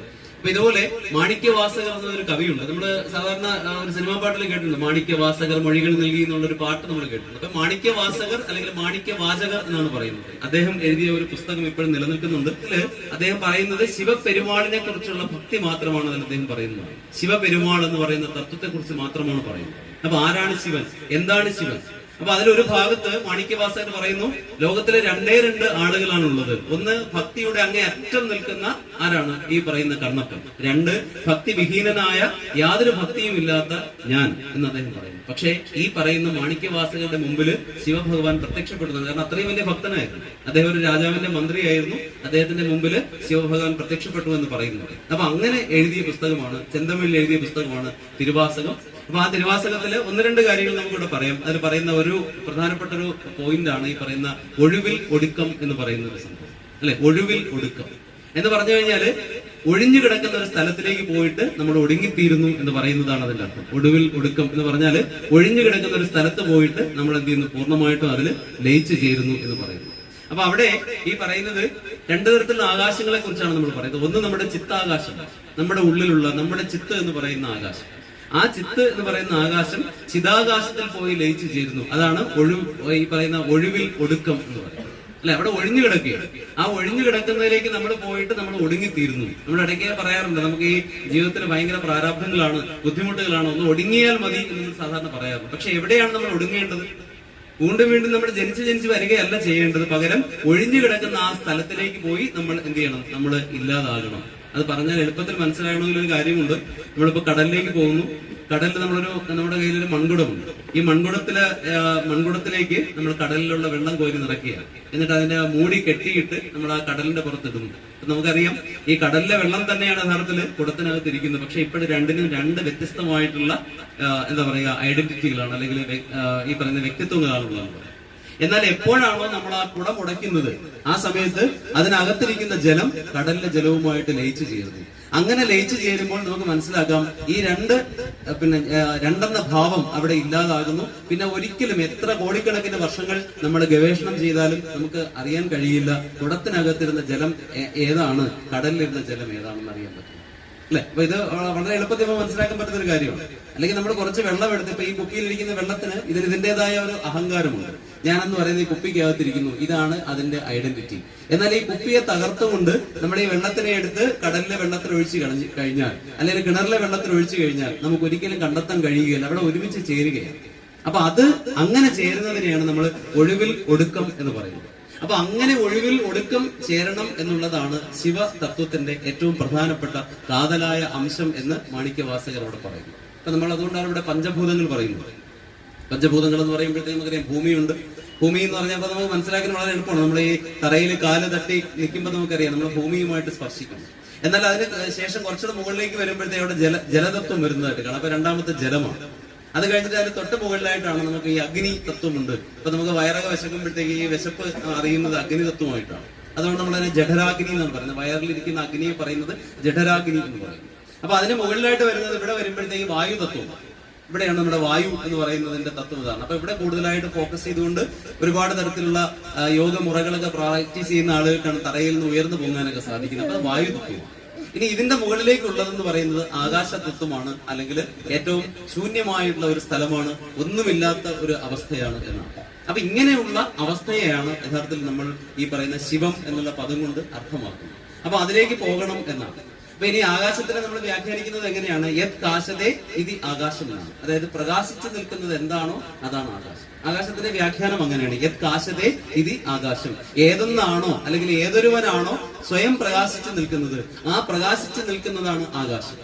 ആ പ്രകാശിച്ചു നിൽക്കുന്നത് ആര് മാത്രമാണ്? അത് സദാശിവൻ മാത്രമാണ്. എപ്പോഴും പ്രകാശിച്ചു നിൽക്കുന്നത് ഈശ്വരൻ മാത്രമാണ്, ശിവൻ മാത്രമാണ്. അപ്പൊ ആ ശിവൻ എന്ന് പറയുന്ന ഒഴിവിലേക്ക് ചെന്ന് ഒടുങ്ങുക, ഇതായിരിക്കണം ഒരുവന്റെ ഏറ്റവും വലിയ അർത്ഥം എന്ന് പറയുന്നത്, ജീവിതത്തിന്റെ ഏറ്റവും വലിയ ലക്ഷ്യം എന്ന് പറയുന്നത്. അപ്പൊ ആ ഒരു അർത്ഥം തിരിച്ചറിഞ്ഞാൽ മാത്രമേ ശിവരാത്രി എന്ന് പറയുന്ന ആ രാത്രി കഴിഞ്ഞിട്ട് അടുത്ത പ്രകാശത്തിലേക്ക് നമുക്ക് പോകാനായിട്ട് സാധിക്കൂ. ഇപ്പൊ ശിവം എന്നുള്ള പദത്തിന്റെ അർത്ഥം തന്നെ വെളിച്ചമെന്നാണ്, അല്ലെങ്കിൽ പ്രകാശമെന്നാണ്. ആ ജ്യോതിർലിംഗത്തിലേക്ക് നമുക്ക് പോകണമെങ്കിൽ നമ്മൾ എന്ത് ചെയ്യണം? നമ്മുടെ ഉള്ളിലുള്ള ഞാനെന്ന ഭാവം പൂർണ്ണമായിട്ടും ഇല്ലാതാകണം. അപ്പോഴാണ് നമുക്ക് തീർച്ചയായിട്ടും പറയാൻ കഴിയുന്നത് ശിവോഹം ശിവോഹം എന്ന് നമ്മൾ പറയുന്നു. ഞാൻ തന്നെ ശിവനാകുന്നു, ഞാൻ തന്നെ ശിവനാകുന്നു എന്ന് പറയും, അല്ലെ? അപ്പൊ ഇനി ഇതുപോലെ രാത്രിയിൽ നമ്മളിങ്ങനെ തെളിഞ്ഞ ആകാശത്തിൽ നോക്കിക്കഴിഞ്ഞാൽ നമുക്ക് അവിടെ ഒരുപാട് നക്ഷത്രങ്ങളെ കാണാൻ പറ്റും, നക്ഷത്ര സമൂഹങ്ങളെ കാണാൻ പറ്റും, അല്ലെ? നക്ഷത്ര രാശികൾ കാണാൻ പറ്റും. അതിലൊന്നാണ് വേദനും മൃഗനക്ഷത്രങ്ങളും എന്ന് പറയുന്നത്, അല്ലെ? വേദനും മൃഗനക്ഷത്രങ്ങളും എന്ന് പറഞ്ഞിട്ട് ഒരു കോൺസ്റ്റലേഷൻ നമുക്ക് കാണാനായിട്ട് സാധിക്കും. അപ്പൊ ഇതിന്റെ പിറകിലും മനോഹരമായ ഒരു കഥയുണ്ട്. ഒരു വേടൻ അല്ലെങ്കിൽ ഒരു വേദൻ ഉണ്ടായിരുന്നു. അപ്പൊ അദ്ദേഹം എന്ന് പറയുന്നത് ഈ വേട്ടയാടുന്നു, വേട്ടയാടി തന്റെ മക്കൾക്ക് ആഹാരം കൊടുക്കുന്നു, അങ്ങനെ നന്നായിട്ട് ജീവിതം മുമ്പോട്ട് കൊണ്ടുപോവുകയാണ്. ഒരു പ്രത്യേകമായ ദിവസം, ഇപ്പൊ ഈ കഥയുടെ പ്രത്യേകത എന്ന് വെച്ച് കഴിഞ്ഞാൽ ആർക്കും എന്തായി മാറാൻ പറ്റുമെന്നാണ്, ശിവതത്വം അറിയാൻ പറ്റും. അവിടെ പ്രത്യേകിച്ച് പാണ്ഡിത്യം വേണമെന്നില്ല, അല്ലെ? കണ്ണപ്പൻ എന്ന് പറഞ്ഞ പണ്ഡിതനായിരുന്നു. അതുപോലെ തന്നെയാണ് ഈ വേദന്റെ കഥ പറയുമ്പോഴത്തേക്ക് വേദനും ഒരിക്കലും ഒരു പണ്ഡിതനായിരുന്നു. അദ്ദേഹം ചെയ്തത് സ്വധർമ്മം നന്നായിട്ട് അനുഷ്ഠിക്കുകയായിരുന്നു, അല്ലെ? തന്റെ മക്കളെ നോക്കുക, തന്റെ കുടുംബത്തെ നോക്കുക എന്ന് പറയുന്നത് സ്വധർമ്മം പൂർണ്ണമായിട്ടും നിർവഹിക്കുകയായിരുന്നു. യാതൊരു വിധത്തിലുള്ള കുറ്റബോധങ്ങളും ഇല്ലാതെ നിർവഹിച്ചുകൊണ്ടിരുന്ന ആളായിരുന്നു വേദൻ. അപ്പൊ ഒരു ദിവസം രാത്രി അദ്ദേഹത്തിന് പകല് മുഴുവൻ വേട്ടയാടിയിട്ടും ഒന്നും കിട്ടിയില്ല. രാത്രിയായപ്പോൾ അദ്ദേഹം വളരെ നിരാശനായ ഒരു സ്ഥലത്തേക്ക് ഇങ്ങനെ നടന്ന് ഒടുവിൽ അദ്ദേഹം എന്ത് ചെയ്തു? ഒരു വിജനമായ ഒരു സ്ഥലത്ത്. ഇപ്പൊ നോക്കുമ്പോൾ അവിടെ ഈ മാനുകളൊക്കെ വന്ന് തങ്ങുന്നതായിട്ട് അദ്ദേഹം തോന്നി. മാനുകളൊക്കെ കിടക്കുന്നതിന്റെ അടയാളം അവിടെ അദ്ദേഹം കാണാൻ സാധിച്ചു. അതുകൊണ്ട് അദ്ദേഹം വിചാരിച്ചു, എന്നാൽ ഒരു കാര്യം ചെയ്യാം, ഇവിടെ കുറെ സമയം കാത്തിരിക്കും, അപ്പോൾ ഒരുപക്ഷെ എനിക്ക് മാനിനെ കിട്ടിയാലോ. അങ്ങനെ അദ്ദേഹം അവിടെ നോക്കിയപ്പോൾ അവിടെ ഒരു വൃക്ഷം ഉണ്ടായിരുന്നു. ആ വൃക്ഷത്തിന്റെ മുകളിൽ വളരെ കഷ്ടപ്പെട്ട് അതിന്റെ മുകളിലേക്ക് കയറി അവിടെ തന്നെ ഇരുന്നു. അപ്പൊ കുറെ സമയം കഴിഞ്ഞിട്ട് മാനുകൾ വരുന്നില്ല. അപ്പൊ അദ്ദേഹം വിചാരിച്ചു, ഞാൻ ഇങ്ങനെ ഇവിടെ ഇരുന്നാൽ ഉറങ്ങിപ്പോകും. അപ്പൊ ഉറങ്ങാതിരിക്കുന്നതിന് വേണ്ടി ഈ മരത്തിന്റെ ഓരോ ചെറിയ ഈ ചില്ലകൾ പോലെ അത് ഒടിച്ച് അതിൽ നിന്ന് ഓരോ പൂക്കളായിട്ട് ഇങ്ങനെ താഴേക്ക് ഇട്ടുകൊണ്ടിരുന്നു. പക്ഷെ അദ്ദേഹം അറിഞ്ഞില്ല അതൊരു കൂടവൃക്ഷമാണെന്ന് അദ്ദേഹം അറിഞ്ഞില്ല. അതിന്റെ താഴെയായിട്ടൊരു ശിവലിംഗം ഉണ്ടെന്നുള്ളതും ഈ വേദൻ അറിഞ്ഞില്ല. അപ്പൊ കുറെ വൈകിയപ്പോൾ ഈ മാനുകളെല്ലാം അവിടെ എത്തി. അപ്പൊ എത്തിയപ്പോൾ അദ്ദേഹത്തിന് പെട്ടെന്ന് സന്തോഷമായി. അദ്ദേഹത്തിന്റെ അമ്പം വില്ലുക എടുത്ത് ഈ മാനിനെ കൊല്ലാൻ ഒരുങ്ങി. അപ്പൊ മാനുകൾ പറഞ്ഞു, അങ്ങ് ഞങ്ങളെ കാത്തിരിക്കുകയായിരുന്നു, ഞങ്ങൾക്ക് മനസ്സിലായി. അങ്ങയുടെ കുടുംബത്തിന് ഞങ്ങൾ ആരെങ്കിലും ഒരാളിനെ കൊണ്ടുപോയി ഭക്ഷണം കൊടുക്കണമെന്നും ഞങ്ങൾക്കറിയാം. അപ്പൊ പക്ഷെ ഒരു കാര്യം ചെയ്യും, ഞങ്ങളുടെ കുഞ്ഞുങ്ങളെ എല്ലാവരെയും ഞങ്ങൾ ഒരു പാറമടയിൽ ഇങ്ങനെ ഒളിപ്പിച്ചിരിക്കുകയാണ്. അവിടെ അവരെ നിർത്തിയിട്ടാണ് ഞങ്ങളിങ്ങനെ ആഹാരം തേടി പോയത്. അപ്പൊ ആഹാരം അന്വേഷിച്ചിട്ട് പോയിട്ട് തിരിച്ചു വന്ന് ഇനി അവർക്ക് നമ്മൾ ഭക്ഷണം കൊടുത്തതിന് ശേഷം ഞങ്ങൾ തിരിച്ചു വരാം. ഒരു കാരണവശാലും നിങ്ങൾ വാക്ക് തെറ്റിക്കില്ല. കാരണം ഇന്ന് ഇത് ഒരു ശിവഭഗവാന്റെ ഒരു ശിവലിംഗം ഇരിക്കുന്ന സ്ഥലമാണ്. ഇവിടെ ഇരുന്നു കൊണ്ടാണ് ഞങ്ങൾ ഈ വാക്ക് തരുന്നത്. അപ്പൊ ഉറപ്പായിട്ട് ഞങ്ങൾ വരുന്നു പറഞ്ഞു. അപ്പൊ ഈ വാക്കുകൾ കേട്ടപ്പോഴത്തേക്ക് ഇയാൾ വിചാരിച്ചു, ശരി, എന്തായാലും ഇത്രയും നേരം ഇരുന്നല്ലോ, പോയിട്ട് വരട്ടെ എന്ന് വിചാരിച്ചു. അപ്പൊ ഈ മാനുകൾ എല്ലാം കൂടി എന്ത് ചെയ്തു? അവരുടെ കുഞ്ഞുങ്ങളെ കാണാനായിട്ട്. അപ്പൊ ആ സമയത്ത് ഇദ്ദേഹം ഇരുന്ന് ആലോചിക്കുകയാണ്, ഈ മാനുകൾ എത്രത്തോളമാണ് അവയുടെ കുഞ്ഞുങ്ങളെ സ്നേഹിക്കുന്നത്. ആ മാനുകളെയാണ് ഞാൻ കൊല്ലാൻ പോകുന്നത്. അപ്പൊ ഞാനും എന്റെ കുഞ്ഞുങ്ങൾക്ക് വേണ്ടിയാണ് ഞാൻ ഇത്രയും കഷ്ടപ്പെട്ട് ഇവിടെ ഇങ്ങനെ കാത്തിരിക്കുന്നത്. അപ്പൊ എനിക്കുള്ള അതേ വികാരങ്ങൾ തന്നെയാണ് ഈ നിസ്സാരമായ ഈ മൃഗത്തിനും ഉള്ളത്. അപ്പൊ ഇങ്ങനെ അയാൾ ആലോചിച്ചുകൊണ്ടിരിക്കുകയാണ്, ഞാനിനി എന്തായാലും ഇങ്ങനെ ഇവയെ കൊല്ലില്ല, എനിക്ക് ഇവയെ കൊല്ലാനായിട്ട് സാധിക്കില്ല. അപ്പൊ കുറെ സമയം കഴിഞ്ഞപ്പോഴത്തേ ഈ മാനുകൾ തിരിച്ചു വന്നിട്ട് പറഞ്ഞു, ഞങ്ങളുടെ ആരെ വേണമെങ്കിലും അങ്ങ് കൊന്നോളൂ, കൊന്ന് അങ്ങയുടെ മക്കൾക്ക് കൊണ്ട് കൊടുക്കാൻ പറ്റും. അപ്പൊ ഈ ഉടൻ തന്നെ ഈ വേദൻ, അതുവരെ ഈ മാനെന്നും മൃഗമെന്നും വിളിച്ചുകൊണ്ടിരുന്ന ആ മനുഷ്യൻ അപ്പോഴും വിളിക്കുന്നത് സഹോദരന്മാരെ എന്നാണ് വിളിച്ചത്, അല്ലെങ്കിൽ സഹോദരങ്ങളെ എന്ന് വിളിച്ചു മാനുകൾ. എന്നിട്ട് പറഞ്ഞു, എനിക്ക് നിങ്ങളെ ഒരിക്കലും കൊല്ലാനായിട്ട് സാധിക്കുകയില്ല. കാരണം ഞാനത് തിരിച്ചറിയുകയാണ്. ഞാൻ എന്റെ വേണ്ടപ്പെട്ടവർക്ക് വേണ്ടി സന്തോഷം കൊടുക്കാൻ വേണ്ടി ശ്രമിക്കുമ്പോൾ മറ്റു പല ആളുകളുടെയും ജീവിതത്തിലെ സന്തോഷത്തിനെ ഞാൻ കെടുത്തുകയാണ്. അങ്ങനെ കെടുത്തുന്ന ഒരെണ്ണം എനിക്ക് വേണ്ട എന്ന് പറഞ്ഞുകൊണ്ട് അദ്ദേഹം തിരിച്ചിറങ്ങി പോകുന്ന സമയത്ത് അവിടെ എന്ത് ചെയ്യുന്നു? അവിടെ ശിവൻ പ്രത്യക്ഷപ്പെടുകയും ഇവരെ നേരെ ഈ മാനുകൾക്കും അതുപോലെ തന്നെ വേദനും മോക്ഷം കൊടുത്തു എന്നാണ് കഥ. അപ്പൊ അതുകൊണ്ടാണ് ആകാശത്തിൽ നമ്മൾ എപ്പോഴും നോക്കിയാലും നമുക്ക് ഈ വേദനക്ഷത്രത്തിനെയും അതുപോലെ തന്നെ അതിനോടൊപ്പം നിൽക്കുന്ന ഈ മൃഗനക്ഷത്രങ്ങളെയും കാണാനായിട്ട് സാധിക്കുന്നതാണ്. അപ്പൊ ഇനി ശിവൻ എന്ന് പറഞ്ഞ ഈ സങ്കല്പത്തെ കുറിച്ച് നമ്മൾ പറഞ്ഞു ചെല്ലുമ്പോൾ കുറച്ചൊക്കെ നമുക്ക് ഈ ശാസ്ത്രങ്ങളെ പറയേണ്ടി വരും. കാരണം ആധുനിക ശാസ്ത്രം പറയുന്നത് തന്നെ യഥാർത്ഥത്തിൽ എന്താണ്, പ്രപഞ്ചം എന്ന് പറയുന്നത് അത് ഒരിക്കലും നമുക്ക് എണ്ണിത്തിട്ടപ്പെടുത്താൻ കഴിയാത്തത്രയും കോടാനുകോടി നക്ഷത്രങ്ങളുണ്ട്, കോടാനുകോടി സൂര്യന്മാരുണ്ട്, കോടാനുകോടി തമോഗർത്തങ്ങളുണ്ട്. ഇങ്ങനെ ഒരുപാട് കഥകൾ അല്ലെങ്കിൽ നമ്മളായ കഥകളായിട്ട് നമ്മൾ കേട്ട കാര്യങ്ങളെല്ലാം തന്നെ തികഞ്ഞ സത്യങ്ങളാണെന്ന് പറയും. അപ്പൊ ആധുനിക ശാസ്ത്രം കണ്ടെത്തി വെച്ചിരിക്കുന്നത് വളരെ വലിയ, അതായത് ഈ പ്രപഞ്ചം മുഴുവൻ വ്യാപിച്ചു നിൽക്കുന്ന ഒരു തടാകത്തിനെ കുറിച്ച് നമ്മൾ ചിന്തിക്കും. ആ തടാകത്തില് തിട്ടപ്പെടുത്താൻ കഴിയാത്ത അത്രയും താമര മുട്ടുകൾ ഇങ്ങനെ നിൽക്കുന്നു. അതിന് ഒന്ന് മാത്രം ഇപ്പോൾ വിടർന്നു നിൽക്കുന്നതാണ് നമ്മൾ ഈ കാണുന്ന പ്രപഞ്ചം എന്നാണ്. കുറെ നാൾ കഴിയുമ്പോഴത്തേക്ക് അത് അണഞ്ഞു പോവുകയും അടുത്ത താമര ഉദിക്കുകയും ചെയ്യുന്നു എന്നാണ് ഇപ്പൊ ആധുനിക ശാസ്ത്രം കണ്ടെത്തി വെച്ചിരിക്കുന്നത്. ഇത് തന്നെയാണ് നമ്മളിവിടെ പറഞ്ഞു വെച്ചിരിക്കുന്ന ഒരു സംഭവം എന്ന് പറയുന്നത് അല്ലെ. എത്രയോ പ്രപഞ്ചങ്ങൾ, എത്രയോ ലോകങ്ങൾ, എത്രയോ സൂര്യന്മാർ, ഇതൊരിക്കലും അവസാനിക്കുന്നില്ല, ഇതൊരിക്കലും എന്ത് ചെയ്യുന്നില്ല എന്നാണ്, അത് ഇല്ലാതായി പോകുന്നില്ല. ഇനി മറ്റൊരു സങ്കല്പം പറയുന്നത്, ഇതുപോലെ പ്രപഞ്ചം മുഴുവൻ വ്യാപിച്ചു നിൽക്കുന്ന ഒരു വലിയ തടാകത്തിലെ ഒരു ജലബിന്ദു, ആ ജലബിന്ദു മുകളിലേക്ക് പോകുന്നു, ബാഷ്പീകരിച്ച് മുകളിലേക്ക് പോകുന്നു, കുറെ കഴിയുമ്പോഴത്തേക്ക് അത് താഴേക്ക് കഴിയും. അപ്പൊ ആ ജലത്തുള്ളിയുടെ ആയുസ് കഴിഞ്ഞു.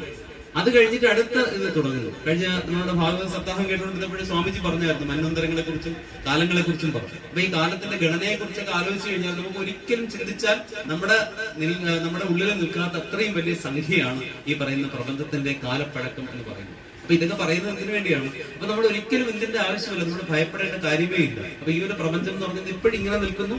ഇതുപോലെ ചിലപ്പോൾ ഇതിനേക്കാൾ മികച്ചൊരു പ്രപഞ്ചമായിരിക്കും ഇനി അടുത്തതായിട്ട് നമുക്ക് കാത്തിരിക്കുന്നതാണ് അല്ലെ. അപ്പൊ ഇങ്ങനെ നമ്മളെന്ന് പറയുന്ന തത്വം ഒരിക്കലും അവസാനിക്കുന്നില്ല, നമ്മൾ എപ്പോഴും ഇങ്ങനെ നിലനിന്ന് പോകുന്നു എന്ന് പറയുന്നു. അതുകൊണ്ടാണ് ശിവനെ നമ്മൾ സദാശിവൻ എന്ന് വിളിക്കുന്നത്. എല്ലായ്പ്പോഴും പ്രകാശമാനമായിട്ട് നിൽക്കുന്ന ഒന്നാണ് സദാശിവൻ എന്ന് പറയുന്നത്. അപ്പൊ ആ സദാശിവന്റെ കൂടെ നിൽക്കുന്ന ശക്തിയാണ് നമ്മൾ പറയുന്നത് പരാശക്തി എന്ന് പറയുന്നു, അല്ലെങ്കിൽ ലളിതാ പരമേശ്വരി എന്ന് പറയുന്നു അല്ലെ. അപ്പൊ ഇങ്ങനെ പല പേരുകളിൽ നമ്മൾ അതിനെ അറിയപ്പെടും. ഇപ്പൊ ലളിതാ സഹസ്രനാമം വായിക്കുമ്പോഴത്തേക്ക് നമുക്കറിയാം ശിവശക്തിക്ക് രൂപിണി എന്ന് പറയുന്നത്, ശിവനും ശക്തിയും ഒരുമിച്ച് ചേരുന്നതാണ് ഈ പ്രപഞ്ചത്തിലെ ലീലകൾ എന്ന് പറയുന്നത്.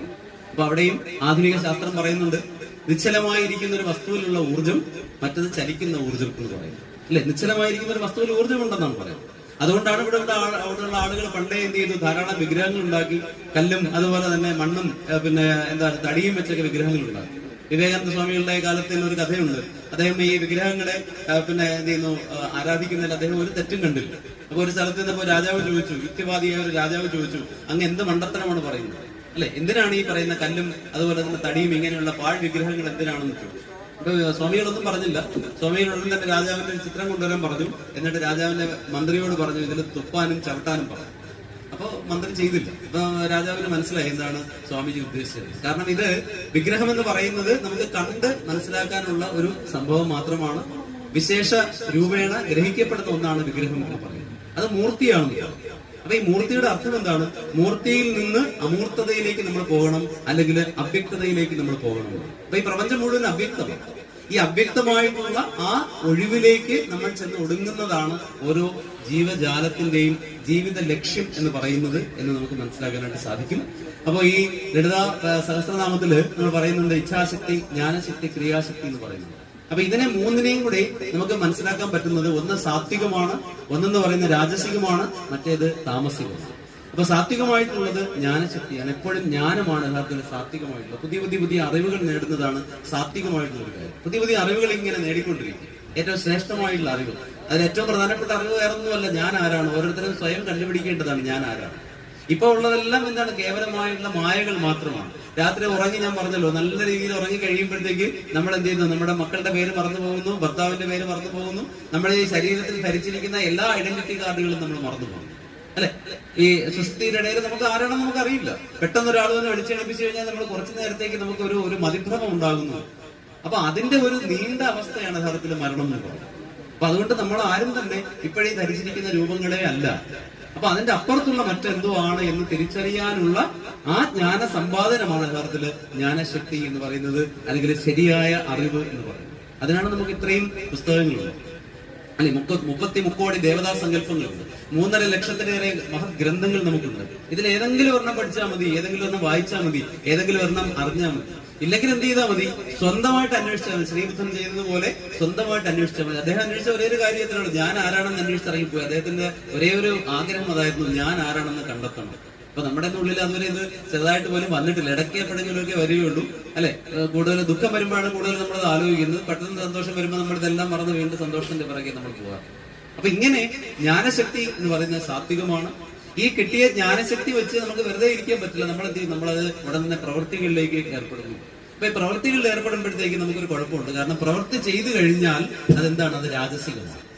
രാജസികം എന്ന് പറഞ്ഞു കഴിഞ്ഞാൽ രണ്ടുമുണ്ട്. അതായത് പോസിറ്റീവും ഉണ്ട്, നെഗറ്റീവും ഉണ്ട്. അതാണ് രാജസികം. നമ്മുടെ ഭക്ഷണം കഴിക്കുമ്പോഴത്തേക്ക് രാജസികമായ ഫുഡ് എന്ന് പറയുന്നത് ഒരുപാട് എരിവ്, പുളിയൊക്കെ ഉള്ള ഭക്ഷണമാണ് നമ്മുടെ ഈ പറയുന്ന രാജസികമായ ഫുഡ് എന്ന് പറയുന്നത്. രജോ ഗുണമുള്ള ഭക്ഷണം. അപ്പൊ നമ്മൾ എന്തെങ്കിലുമൊക്കെ ചെയ്തുകൊണ്ടിരിക്കും. കുട്ടികളെ കണ്ടാൽ അറിയാം, അവരെ വെറുതെ ഇരിക്കില്ല, എന്തെങ്കിലും ഇട്ട് വരച്ചുകൊണ്ടിരിക്കും, അല്ലെങ്കിൽ എന്തെങ്കിലും കൈയും കാലം. അപ്പൊ നമ്മൾ ആലോചിക്കുക, അവരുടെ ഫുഡ് എന്ന് പറയുന്നത് രാജസികമായ ഫുഡാണ് അവർ കൂടുതലായിട്ടുള്ളത്.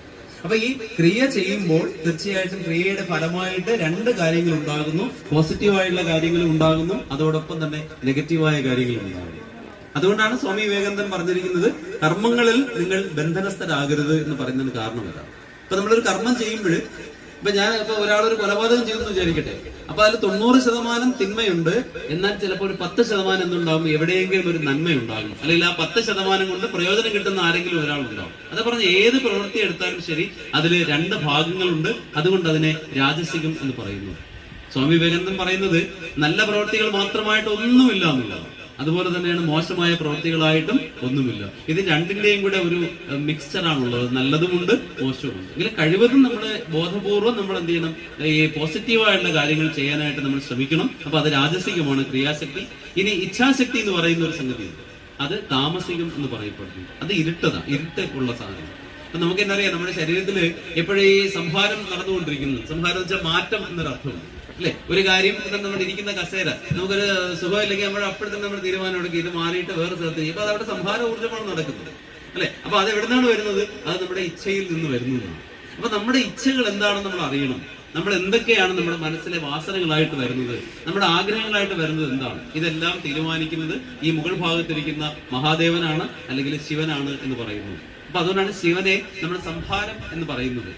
അപ്പൊ ഈ സംഹാരം കഴിഞ്ഞാൽ അടുത്ത വീണ്ടും സൃഷ്ടി വരുന്നുണ്ട്. അതുകൊണ്ട് അദ്ദേഹം എന്ന് പറയുന്നത് ഒരിക്കലും സംഹാരത്തിന്റെ മാത്രം ദേവതയല്ല, പകരം അതോടൊപ്പം തന്നെ അതെന്ത് ചെയ്യുന്നു? സൃഷ്ടിയുടെ കൂടി ആളായിട്ട് മാറും. അപ്പൊ ഈ പറഞ്ഞ 3 കാര്യങ്ങൾ എന്ന് പറഞ്ഞാല് ജ്ഞാനശക്തിയുണ്ട്, ക്രിയാശക്തിയുണ്ട്, അതുപോലെ തന്നെ ഇച്ഛാശക്തിയുണ്ട്. അപ്പൊ ഇത് സാത്വികമാണ്, രാജസികമാണ്, താമസികമാണ്. അപ്പൊ അതുകൊണ്ട് തന്നെ ഈ ഇച്ഛ എന്ന് പറയുന്നത് ഏറ്റവും ശ്രേഷ്ഠമായുള്ള ഇച്ഛകളിലേക്ക് നമ്മൾ വരണം. അതിനാണ് നമ്മൾ ശിവതത്വം അറിയുന്നത്. ഇടയ്ക്കിടയ്ക്ക് ഞാനത് പറയുന്നുണ്ട്. അപ്പൊ നമ്മൾ എന്തിനാണ് ഈ ശിവരാത്രി ആഘോഷിക്കുന്നത്? നമ്മൾ വ്രതം എടുക്കുന്നു, ഭക്ഷണം കഴിക്കാതിരിക്കുന്നു, രാത്രി മുതൽ രാവിലെ വരെ നമ്മൾ പാരായണം ചെയ്യും. പക്ഷെ എന്തിന് എന്നൊരു ചോദ്യമുണ്ട്. ആ എന്തിന് എന്ന് പറയുന്നത് എന്തിനു വേണ്ടിയാണ്? ഞാനെന്ന ഭാവം ഒടുങ്ങണം, ഞാനെന്ന് പറയുന്ന ചിന്തയെ അവിടെ ഒടുങ്ങണം. അപ്പൊ ഇതൊക്കെ കഴിയുമ്പോഴത്തേക്ക് നമുക്ക് എപ്പോഴും തോന്നും, നമ്മൾ ഈ കൂടുതൽ ഈ ആത്മീയ കാര്യങ്ങളിൽ ആദ്യം കുറച്ച് നാളും കൊണ്ട് കയറി വരുമ്പോൾ ഏറ്റവും കൂടുതൽ ഉയർന്നൊരു സാധനം ആരാണ്? ഞാനെന്നൊരു തോന്നൽ നമ്മളുടെ ശക്തമായിട്ട് വരും. ഈ ജന്മാന്തരങ്ങളായിട്ട് നമ്മൾ ഇങ്ങനെ സ്വാംശീകരിച്ച് വെച്ചിരിക്കുന്ന കർമ്മങ്ങളുണ്ട്. നമ്മൾ വന്നപ്പോൾ ഒരു സഞ്ചിയും കൊണ്ടാണ് വന്നത്. അതാണ് നമ്മൾ സഞ്ചിത കർമ്മങ്ങൾ എന്ന് പറയുന്നത്, അല്ലെ? പിന്നെ അതോടൊപ്പം തന്നെ പ്രാരബ്ധ കർമ്മങ്ങളുണ്ട്, ആഗമം, ഇനി വരാനുള്ളതുണ്ട്. നമ്മളിപ്പോ ഇന്ന് ഒരാളിന് ചേട്ടത്ത് ഒരു അടി കൊടുത്തു, കൃത്യമായിട്ട് നാളെ നമുക്ക് തിരിച്ചെന്ത് ചെയ്ത് അത് വരും, അത് ആഗമമാണ്.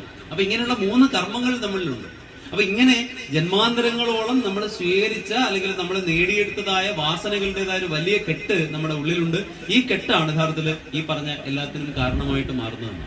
അപ്പൊ ആ പറയുന്ന ഞാനെന്ന ഭാവം പൂർണ്ണമായിട്ടും ഇല്ലാതായിട്ട് പൂർണ്ണമായും ആ തത്വത്തിൽ ലയിക്കുക എന്ന് പറയുന്നതാണ്. അപ്പോൾ മാത്രമാണ് നമ്മൾ ശിവ പൊരുൾ ആയിട്ട് മാറുന്നത്, അല്ലെങ്കിൽ ശിവമായി മാറുന്നത് എന്ന് പറയുന്നത്, അല്ലെ? അതാണ് ഒഴിവിൽ ഒടുക്കം എന്ന് പറയുന്നത്. എല്ലാം ഒഴിഞ്ഞു കിടക്കുന്ന ഒരു ഭാഗത്തേക്ക് ചെന്ന് ഞാൻ ഒടുങ്ങിച്ചേരുന്നു. അപ്പൊ ഞാനെന്ന് പറഞ്ഞ ചിന്ത പോലും ഇല്ല. കാരണം ആ ചിന്ത പോയി കഴിഞ്ഞാലേ നമുക്ക് അതിലേക്ക് പോകാനായിട്ട് സാധിക്കും.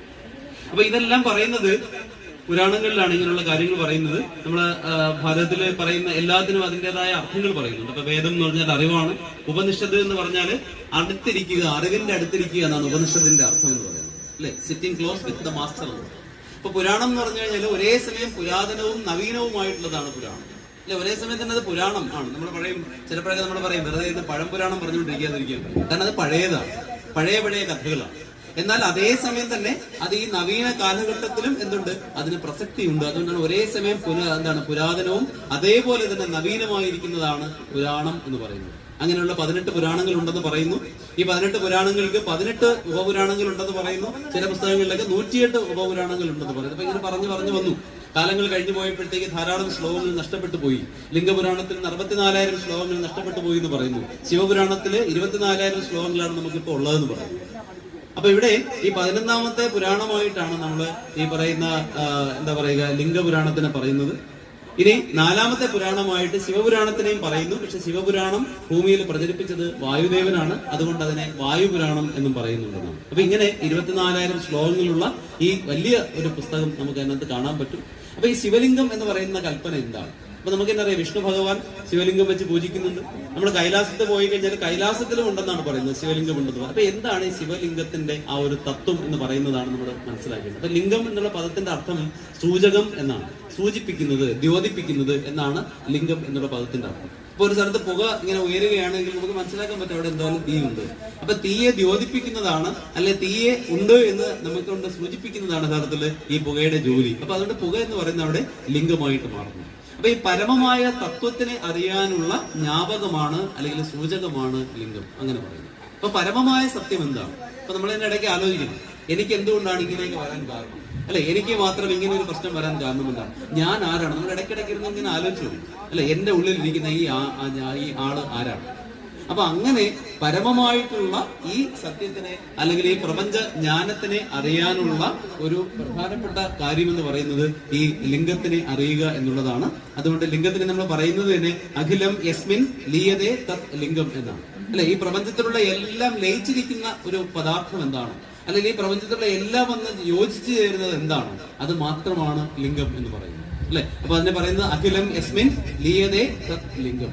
അപ്പൊ ഈ ഒരു ശിവലിംഗത്തില് എല്ലാം ഉണ്ട് എന്നാണ്. ശിവലിംഗത്തിന്റെ അടിഭാഗത്തായിട്ട് ബ്രഹ്മാവുണ്ട്, മധ്യഭാഗത്തായിട്ട് വിഷ്ണുവിനെ കാണാൻ പറ്റും, ഏറ്റവും മുകളിലായിട്ട് നമ്മൾ ശിവനെ കാണും. എന്ന് പറഞ്ഞാല് സൃഷ്ടി സ്ഥിതി സംഹാരങ്ങൾ എന്ന് പറയുന്ന ഈ 3 പ്രക്രിയകളുടെയും നമുക്ക് കാണാൻ കഴിയുന്ന ഒരു പ്രതീകമായിട്ടാണ് അല്ലെങ്കിൽ ഒരു സൂചകമായിട്ടാണ് നമ്മൾ ശിവലിംഗത്തിനെ ആരാധിക്കുന്നത്. അപ്പൊ ഇനി ഈ ശിവലിംഗത്തിന്റെ ശിവതത്വത്തിന്റെ വേദി എന്ന് പറയുന്നത് മഹാദേവിയാണ്, അല്ലെങ്കിൽ നമുക്ക് കാണാൻ കഴിയുന്ന ഏറ്റവും വലിയ ത്രിഗുണാത്മികയായ അമ്മയാണ്. അല്ലെ ഈ അമ്മ എന്ന് പറയുന്നതാണ് യഥാർത്ഥത്തില് നമ്മൾ പരാശക്തി എന്ന് പറയുന്നത്. അല്ലെ ഇംഗ്ലീഷിൽ അല്ലെങ്കിൽ നമ്മൾ മോഡേൺ ഫിസിക്സ് പറയുമ്പോഴത്തേക്ക് നമ്മൾ തന്നെ കൈനറ്റിക് എനർജി എന്നും പൊട്ടൻഷ്യൽ എനർജി എന്നും പറയും. കാരണം അവർക്ക് അങ്ങനെ പറയാൻ പറ്റുള്ളൂ. പക്ഷെ ഈ ഊർജ്ജത്തിന്റെ ഏറ്റവും വലിയ വിന്യാസം നമുക്കെന്നറിയാം. ഒരു ചെറിയ കഷ്ണം, ഇപ്പൊ പണ്ട് ഈ ഭാരതീയരെ കളിയാക്കുമായിരുന്നു, വെറുതെ ഏതെങ്കിലും തരത്തിലുള്ള കല്ലും തടിയൊക്കെ എടുത്തിട്ട് പൂജിക്കുന്നു, പാമ്പിനെ പൂജിക്കുന്നു, കുരങ്ങനെ പൂജിക്കുന്നു എന്നൊക്കെ പറഞ്ഞിട്ട് ഭയങ്കരമായിട്ട് കളിയാക്കുമായിരുന്നു. പക്ഷെ ഇപ്പോഴല്ല, കുറെ വർഷങ്ങൾക്ക് മുമ്പ് തന്നെ അവർ കണ്ടെത്തി ഈ ഓരോന്നിലും യഥാർത്ഥത്തിൽ എന്തുണ്ട്, ഇത്രയും വലിയ ഊർജ്ജം അടങ്ങിയിരിക്കുന്നു. ഒരു ചെറിയ കഷ്ണം യുറേനിയം പൂർണ്ണമായിട്ടും എന്ത് ചെയ്യുന്നു, ഊർജ്ജമാക്കി മാറ്റുമ്പോഴത്തേക്ക് എത്രയോ ഏരിയ സ്ഥലങ്ങൾ എന്ത് ചെയ്യുന്നു, ഇല്ലാതാക്കാൻ പറ്റുന്ന ഊർജ്ജം അതിലുണ്ട്. അപ്പൊ നമ്മൾ കല്ല് വെച്ച് ആരാധിക്കുന്നതിലും അതുപോലെ തന്നെ ഈ തടി വെച്ചൊക്കെ വിഗ്രഹം ഉണ്ടാക്കി ആരാധിക്കുന്നതിൽ എന്ത് തെറ്റ് എന്ന് ചോദിച്ചു കഴിഞ്ഞാൽ അവർക്ക് പറയാനായിട്ട് സാധിക്കില്ല.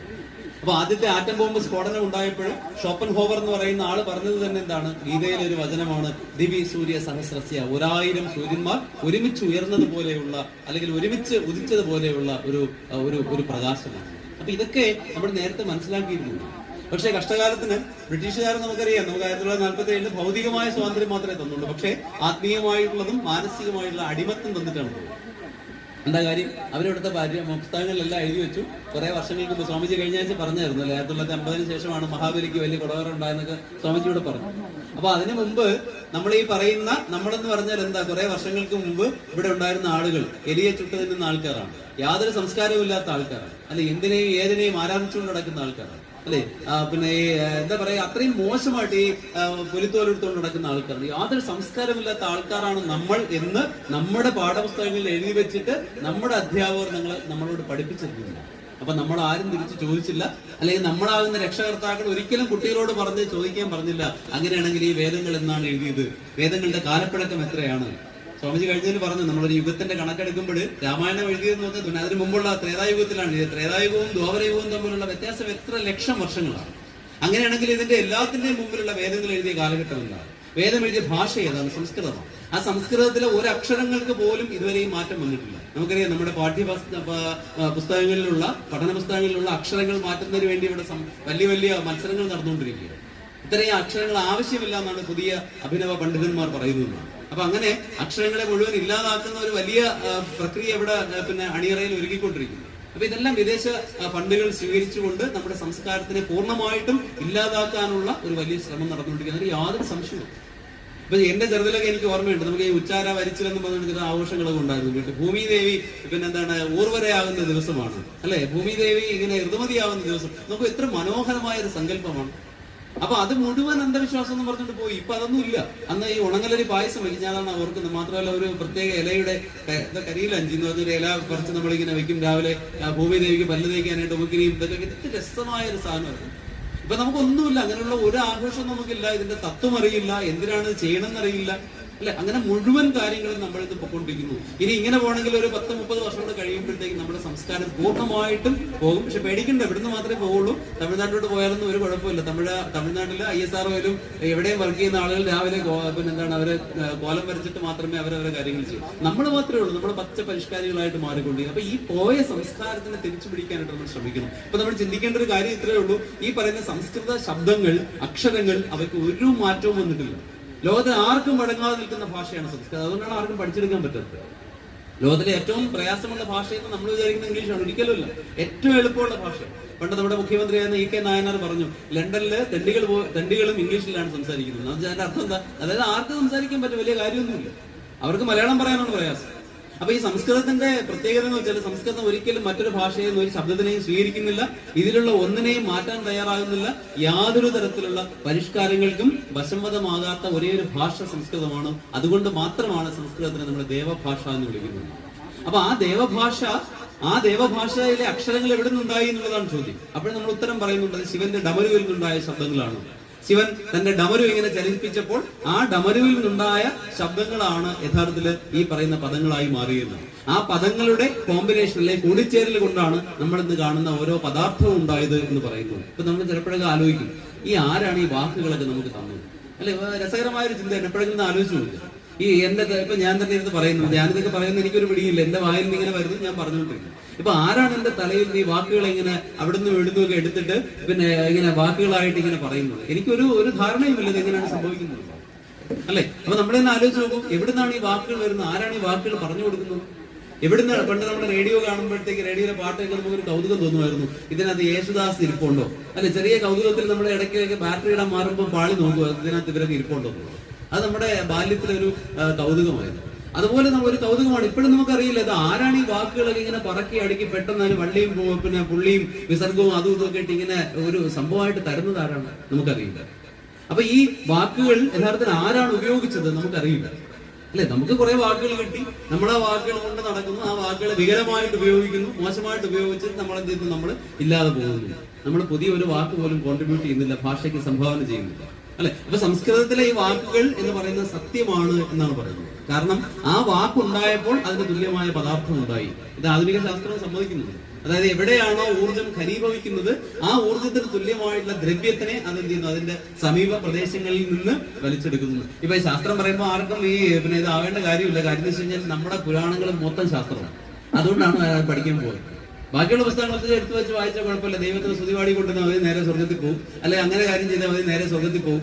ഒന്നും പേടിക്കേണ്ട ആവശ്യമില്ല. ഇവിടെ ഉള്ളതിന്റെ അപ്പുറമുള്ള കാര്യങ്ങൾ അവിടെ ഒരുക്കി വെച്ചിട്ടുണ്ട്. പിന്നെ എന്തിനാ പേടിക്കുന്നത്? നമ്മളതിനെന്തിനാ തലകുത്തി ഈ ശാസ്ത്രമൊക്കെ പഠിക്കാൻ പോകുന്നത്? ഒന്നാമതൊന്ന് വായിച്ചാൽ ഒന്നും മനസ്സിലാവില്ല. ഇപ്പൊ നമ്മുടെ ഇടയ്ക്ക് പറയും, ഓം പൂർണ്ണമത പൂർണ്ണമിതം പൂർണ്ണാത് പൂർണ്ണമുദച്യതേ പൂർണ്ണസ്യ പൂർണ്ണമാദായ പൂർണ്ണമേവ അവശിഷ്യതേ എന്ന് പറയും. അതിന്റെ അർത്ഥം കേട്ടുകഴിഞ്ഞാൽ നമുക്ക് ഒരു പിടിയും കിട്ടില്ല. അത് പറയുന്ന അത് പൂർണ്ണമാകുന്നു, ഇത് പൂർണ്ണമാകുന്നു അല്ലെ. മൊത്തത്തിൽ സർജനം ചെയ്തിരിക്കുന്ന പൂർണ്ണത്തിൽ നിന്ന് പൂർണ്ണത്തിന് എടുത്ത് മാറ്റിയാൽ പൂർണ്ണം തന്നെ അവശേഷിക്കുന്നു. നമ്മൾ ഇങ്ങനെയൊക്കെ എന്തെങ്കിലും കുഴപ്പമുണ്ടോ ഈ പറഞ്ഞു അല്ലെങ്കിൽ എഴുതി വെച്ചാൽ എന്തെങ്കിലും എന്താ ഇതിന്റെ അർത്ഥം? അപ്പൊ പ്രപഞ്ചം എന്ന് പറയുന്നത് പൂർണ്ണമാണ്. ആ പൂർണ്ണത്തിൽ നിന്നുള്ള ഒരു ചെറിയ പൂർണ്ണമാണ് നിങ്ങളും പൂർണ്ണമാണ്. അപ്പൊ പൂർണ്ണത്തിൽ നിന്ന് പൂർണ്ണം എടുത്ത് മാറ്റിയാൽ, ഇപ്പൊ ഇരുട്ടായിരിക്കുന്ന ഒരു മുറിയിൽ നിന്ന് കുറച്ച് ഇരുട്ടിനെ എടുത്ത് മാറ്റിയാൽ അവിടെ ഇരുട്ട് തന്നെ അവശേഷിക്കും. കടലിൽ നിന്ന് ഒരു കപ്പ് വെള്ളം കോരിക്കൊണ്ടെന്ന് നമുക്ക് പറയാൻ പറ്റില്ല. കടലിന്റെ ഭാഗം എന്റെ വീട്ടിലിരിക്കുന്നു, കടലിലെ ജലനിരപ്പ് ഇത്രയും താങ്ങുമെന്ന് നമുക്ക് പറയാൻ പറ്റില്ല. അപ്പൊ അവിടെ അടങ്ങിയിരിക്കുന്ന വൈദികമായ ഈ തത്വം എന്ന് പറയുന്നത് പ്രപഞ്ചത്തിനെ വ്യാഖ്യാനിക്കാനുള്ള തത്വമാണ്. പ്രപഞ്ചത്തിനെ വ്യാഖ്യാനിക്കുന്ന തത്വമാണ് അല്ലെ. ഇപ്പൊ ശിവൻ നമുക്കറിയാം, നേരത്തെ നമ്മള് സുബ്രഹ്മണ്യന്റെ കാര്യം പറഞ്ഞു, അവയാറുമായുള്ള സംവാദം പറഞ്ഞു. സുബ്രഹ്മണ്യന്റെ ഇടയ്ക്കിടയ്ക്ക് ഇങ്ങനെയുള്ള കുഴപ്പങ്ങളൊക്കെ ഉണ്ട്. ഒരിക്കൽ പോയിട്ട് ഇങ്ങനെ ബ്രഹ്മാവിനോട് ചോദിച്ചു, ഓം എന്നുള്ള പദത്തിന്റെ അർത്ഥം എന്താണ് അല്ലെ. അപ്പൊ ബ്രഹ്മാവ് കുടുങ്ങി, ബ്രഹ്മാവിന്റെ ഒരു പിടിയും അങ്ങനെ ബ്രഹ്മാവിനെ പിടിച്ച് കെട്ടിയിട്ടുള്ളത് അല്ലെ? കെട്ടിയെടുത്ത് പിന്നെ അവസാനം ശിവന്റെ അടുത്ത് പോയി. ശിവൻ പറയണമെങ്കിൽ മറുപടി അറിയില്ല എന്ന് പറഞ്ഞു. അപ്പൊ സുബ്രഹ്മണ്യം പറഞ്ഞു ഞാൻ പറഞ്ഞു തരാം. അപ്പൊ ശിവൻ പറഞ്ഞു എന്നാ പറയാൻ പറഞ്ഞില്ല, ഞാൻ നിങ്ങളുടെ ഗുരുവാണ് ഇത് പറഞ്ഞു തരുമ്പോൾ എന്നെ എടുത്ത് അങ്ങ് എവിടെ കഴിക്കണം, അങ്ങയുടെ ഇവിടെ വയ്ക്കണം, ഞാൻ ഇവിടെ എന്ന് പറഞ്ഞു തരാം. അപ്പൊ അവിടെ ഗുരു എന്ന് പറഞ്ഞാൽ ആരാണ്, ശിഷ്യൻ ആരാണ്, അല്ലെ? ഗുരുവിനോട് ശിഷ്യന്മാർ ചോദ്യങ്ങൾ ചോദിച്ചത് സംവാദങ്ങളായിരുന്നു ഇതെല്ലാം. അല്ലാതെ സാറ് പറയുന്ന ഒരു ചോദ്യത്തിന്റെ ഉത്തരം പിന്നെ നമ്മൾ കാണാതെ പഠിച്ച് എഴുതി വെക്കണമെന്നല്ല ഇവിടുത്തെ ശാസ്ത്രം. അപ്പൊ അത്രയും ഉയർന്ന ബോധമുള്ള ആൾക്കാരായിരുന്നു, അത്രയും ഉയർന്ന ബോധ തലമുള്ള ആൾക്കാരായിരുന്നു. ഇതൊക്കെ പറയുന്നത് എപ്പോഴാണ്? BC 10,000 നമുക്ക് കണക്ക് കൂട്ടാൻ പറ്റാത്ത കാലഘട്ടത്തിന്റെ അപ്പുറത്താണ് ഈ കാര്യങ്ങളെല്ലാം എഴുതി വെക്കപ്പെട്ടിരിക്കുന്നത് എന്നുള്ളതാണ് നമ്മൾ ഏറ്റവും പരമമായിട്ട് മനസ്സിലാക്കേണ്ട സത്യം. അതുകൊണ്ട് ഓരോ ദിവസവും നമ്മൾ അഭിമാനത്തോടു കൂടി വേണം പറയാൻ, ഞാനൊരു ഭാരതീയനാണ്, ഞാൻ ഭാരതത്തിൽ ജനിച്ചു. ലോകത്തിലെ ഏത് ശാസ്ത്രത്തിനായാലും ശരി, ഏത് തരത്തിലുള്ള സിദ്ധാന്തങ്ങൾക്കാണെങ്കിലും ശരി, വ്യക്തമായിട്ടൊരു മറുപടി പറയാൻ കഴിയുന്ന ഒരേ ഒരു സംസ്കാരം ഭാരതീയ സംസ്കാരം മാത്രമാണ്. അതിൽ യാതൊരു സംശയവും അല്ലെ? അവിടെ ഇരുന്നുകൊണ്ട് ഇപ്പൊ ഒരിക്കൽ പിന്നെ ഉദ്ദാലകൻ എന്ന് പറയുന്ന പിന്നെ ഒരാള് പിന്നെ അദ്ദേഹത്തിന്റെ ശ്വേതകേതു എന്ന് പറയുന്ന മകൻ ഉദ്ദാലകൻ എന്ന് പറയുന്ന പിതാവും ആരുണിയുമാണ്, അതായത് അദ്ദേഹത്തിന്റെ ഗുരുവും അതുപോലെ തന്നെ പിതാവുമായ ഉദ്ദാലകനോട് ചോദിക്കുന്ന ചോദ്യമാണ് ഞാൻ ആരാണ്, അല്ലെ എന്ന് ചോദിക്കുമ്പോൾ അദ്ദേഹം പറയുന്ന മറുപടിയാണ് തത്വമസി എന്ന് പറയുന്നത്. ഈ പ്രപഞ്ചം നീ കാണുന്നുണ്ടോ? ഈ പ്രപഞ്ചം എന്ന് പറയുന്ന സാധനം എന്ത് വെച്ചാണ് ഉണ്ടാക്കിയിരിക്കുന്നത്? അതിന്റെ ഒരു ചെറിയ രൂപം മാത്രമാണ് നീ എന്ന് പറയുമ്പോൾ അവിടെ വേറെ സംശയമില്ലാതാവുകയാണ്. ഏറ്റവും ശ്രേഷ്ഠമായുള്ള അറിവ് പകർന്നു കൊടുക്കുന്ന ഇടങ്ങളായിരുന്നു ഉപനിഷത്തുകൾ. അങ്ങനെയുള്ള സ്ഥലങ്ങൾ ഉണ്ടായ അത് എവിടെയാണ്? ആരണ്യകങ്ങളാണ്. ആരണ്യകൾ എന്ന് പറഞ്ഞിട്ട് നമുക്കുണ്ട്. ആരണ്യകളുണ്ട്, ഉപനിഷത്തുകളുണ്ട്, പുരാണങ്ങളുണ്ട്, ഇതിഹാസങ്ങളുണ്ട്. എത്രയോ സമ്പൂർണമാണ്, സമ്പന്നമാണ് നമ്മുടെ സംസ്കാരം. അതിൽ ഒരു പുസ്തകം മാത്രമായിട്ട് നമ്മൾ വായിക്കേണ്ട, നമുക്ക് എത്ര എണ്ണം വേണമെങ്കിലും വായിക്കാം. ഏത് വായിച്ചാലും നമുക്ക് ഏറ്റവും ഒടുവിൽ എന്ത് ചെയ്യുന്നു? നമ്മൾ ഈ പറയുന്ന പരമമായ അറിവിലേക്ക് നമുക്ക് എത്തിച്ചേരാനായിട്ട് സാധിക്കുന്നത് യാതൊരു സംശയവുമില്ല എന്നാണ്. അപ്പൊ ഇത്രയും ശ്രേഷ്ഠമായുള്ള ഒരുപാട് കാര്യങ്ങളാണ് നമുക്ക് പറയാനായിട്ടുള്ളത്. അപ്പൊ നമ്മള് വീണ്ടും നമ്മുടെ ശിവതത്വത്തിലേക്ക് വരുന്നത്, ശിവന്റെ ഈ ശിവലിംഗ കുറിച്ചാണ് നമ്മൾ ഇത്രയും പറഞ്ഞത്. അപ്പൊ ഈ ശിവലിംഗത്തെ കുറിച്ച് പറയുന്നതോടൊപ്പം തന്നെ നമ്മുടെ എല്ലാവരുടെയും മനസ്സിൽ മനോമോഹനമായ അദ്ദേഹത്തിന്റെ രൂപമുണ്ടെന്നാണ്, അല്ലെ? ചന്ദ്രക്കല ധരിച്ച, ജടാധാരിയായിട്ടുള്ള, അതുപോലെ തന്നെ സ്വർഗംഗയെ പിന്നെ ശിരസിൽ ധരിച്ച ഒരാളാണ് ശിവൻ എന്ന് പറയുന്നത്. അദ്ദേഹത്തിന്റെ പ്രത്യേകത എന്ന് പറഞ്ഞാൽ അദ്ദേഹം കാലിൽ ചിലമ്പ് ധരിക്കുന്നു, പാർവതിയേക്കാൾ നന്നായിട്ട് നൃത്തം ചെയ്യുന്നു, അല്ലെ? പാർവതിയേക്കാൾ സുന്ദരമായിട്ടുള്ള മുടിയുണ്ട്, സ്ത്രൈണമായ ചുണ്ടുകളുണ്ട്, സ്ത്രൈണമായ കണ്ണുകളുണ്ട്. അപ്പൊ ഇങ്ങനെ എന്തെല്ലാം വിശേഷങ്ങൾ കൊടുത്താലും നമുക്ക് മതിയാകാത്ത അത്രയും വലിയ മോഹിതമായിട്ടുള്ള രൂപമാണ് ശിവന്റെ രൂപം എന്ന് പറയുന്നത്. അപ്പൊ ഈ ശിവന് എപ്രകാരത്തിലാണ് ഈ ശിരസിലെ, ഇപ്പൊ നമുക്കറിയാം, പല ആളുകൾക്കും അത് അറിയുമെന്ന് എനിക്കറിയില്ല, ശിവക്ഷേത്രങ്ങളിൽ നമ്മൾ സാധാരണ ഓവ് മുറിച്ച് കടക്കരുതെന്ന് പറഞ്ഞിട്ട് അവിടെ കമ്പി വലിയ കെട്ടി വെച്ചേക്കും. അവിടെ പോയിട്ട് നമ്മൾ തിരിച്ചു വരികയും ചെയ്യും. എന്താ ഇതിന്റെ സംഭവം എന്ന് വെച്ച് കഴിഞ്ഞാൽ നമുക്ക് വ്യക്തമായിട്ട് അത് അറിയാൻ കഴിയില്ല എന്നുള്ളതാണ് അതിന്റെ സത്യം. അപ്പൊ ഈ ശിവൻ ശിരസിൽ ധരിച്ചിരിക്കുന്ന ഗംഗ അതുവഴി ഒഴുകിപ്പോകുന്നു.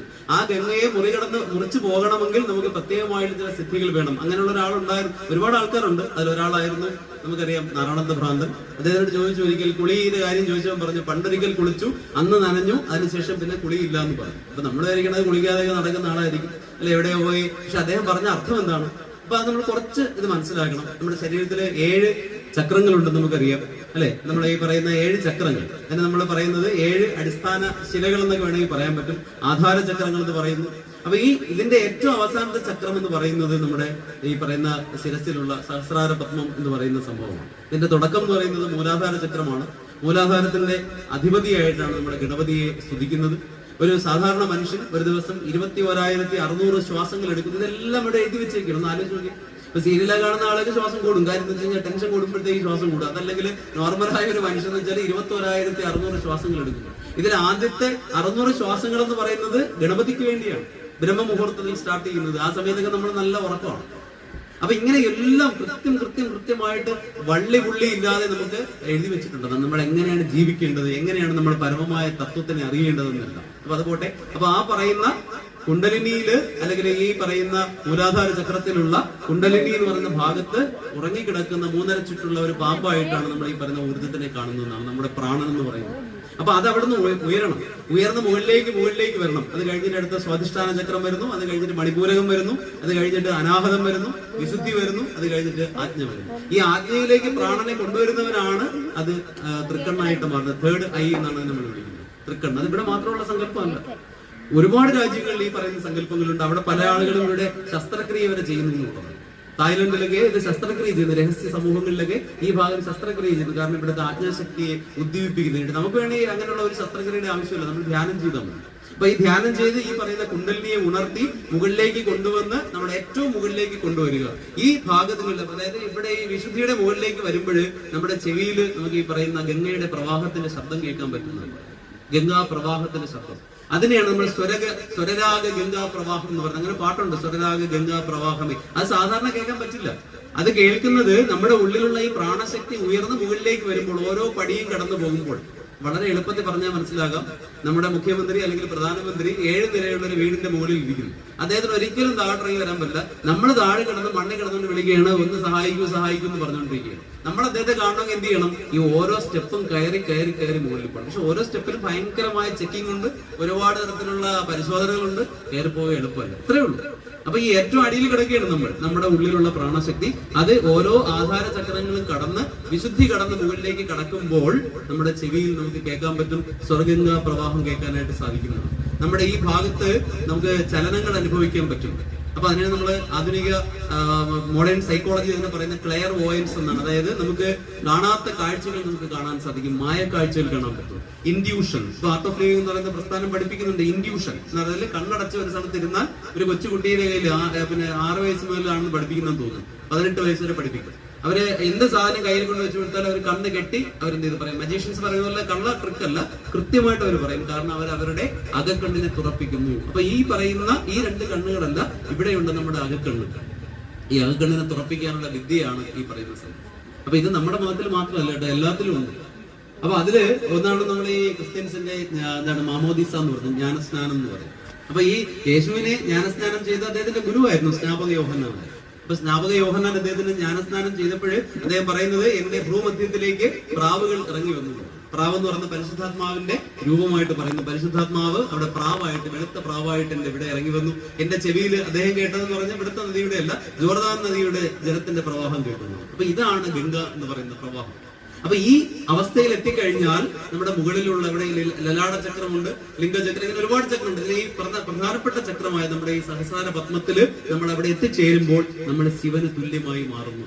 അവിടെയാണ് ശിവനും ഈ പറയുന്ന ശക്തിയുമായുള്ള ഐക്യ രൂപം അവിടെ സംഭവിക്കുന്നത്. അപ്പൊ അങ്ങനെ നനഞ്ഞ ഒരാളിന്, അങ്ങനെ കുളിച്ച ഒരാളിന് പിന്നെ ഒരിക്കലും എന്തിന്റെ ആവശ്യമില്ല, പിന്നെ വേറെ കുളിക്കേണ്ട ആവശ്യമില്ല. അതാണ് അവിടെ നാരായണത്ത് പ്രാന്തം നമുക്ക് പറഞ്ഞത്. അപ്പൊ നമ്മുടെ ജീവിതത്തിന്റെ ലക്ഷ്യം അതാണ്. എന്തിനാണ് നമ്മൾ ജീവിക്കുന്നത് ചോദിച്ചു കഴിഞ്ഞാൽ നമ്മുടെ ലക്ഷ്യം ഇത്രയേ ഉള്ളൂ. നമ്മൾ ആരെ കാണണം? നമ്മൾ ശിവനെ കാണണം. അതാണ് പടിയാറും കടന്ന് അവിടെ ചെല്ലുമ്പോൾ ഭഗവാനെ കാണണം. ഈ സിമന്റിലും കോൺക്രീറ്റിലും വെച്ചേക്കുന്ന 6 പടി കടന്ന് ചെല്ലുന്ന കാര്യമല്ല പറയുന്നത്. അപ്പൊ ഈ ഓരോ പടിയും സസൂക്ഷ്മം നിരീക്ഷിച്ച് പഠിച്ച് നമ്മൾ മുകളിലേക്ക് മുകളിലേക്ക് മുകളിലേക്ക് പോകുമ്പോൾ അതിന് നിതാന്തമായ അഭ്യാസം വേണം, നിരന്തരമായ പരിശീലനം വേണം, അചഞ്ചലമായുള്ള ഭക്തി വേണം എന്നാണ് പറയുന്നത്. അല്ലെ, നമ്മൾ തന്നെ കേട്ടിട്ടുണ്ട് അചഞ്ചലമായ ഭക്തി.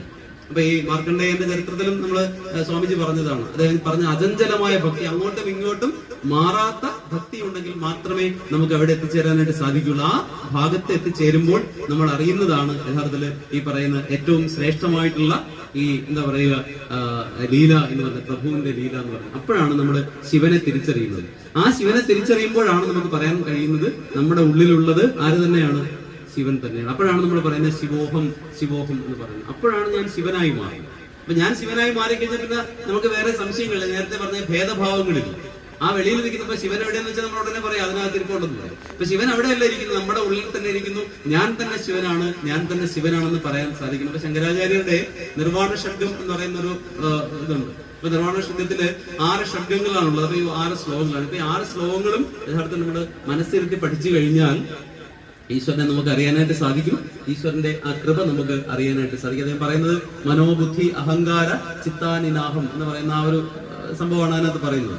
അതുപോലെയാണ് അപ്പൊ നമ്മുടെ എന്തല്ല, നമ്മുടെ മനസ്സല്ല, ബുദ്ധിയല്ല, അഹങ്കാരമല്ല, ചിത്തമല്ല. ഈ 4 കാര്യങ്ങളാണ് നമ്മൾ ഏറ്റവും കൂടുതൽ കുഴയ്ക്കുന്ന സാധനങ്ങൾ. അല്ലെ, മനസ്സ്, ബുദ്ധി, അഹങ്കാരം, ചിത്തം. അല്ലെ, അപ്പൊ ഈ 4 കാര്യങ്ങൾ. പിന്നെ അദ്ദേഹം പറയുന്നുണ്ട്, ഇത് ഞാൻ കേൾക്കുന്ന ചെവിയല്ല, പിന്നെ ഏതല്ല എന്റെ കണ്ണുകളല്ല, ഞാൻ ഈ ശ്വാസം എടുക്കുന്ന മൂക്കല്ല, അല്ലെങ്കിൽ ഞാൻ ഈ പിന്നെന്താണ് സ്പർശം അറിയുന്ന ത്വക്കല്ല.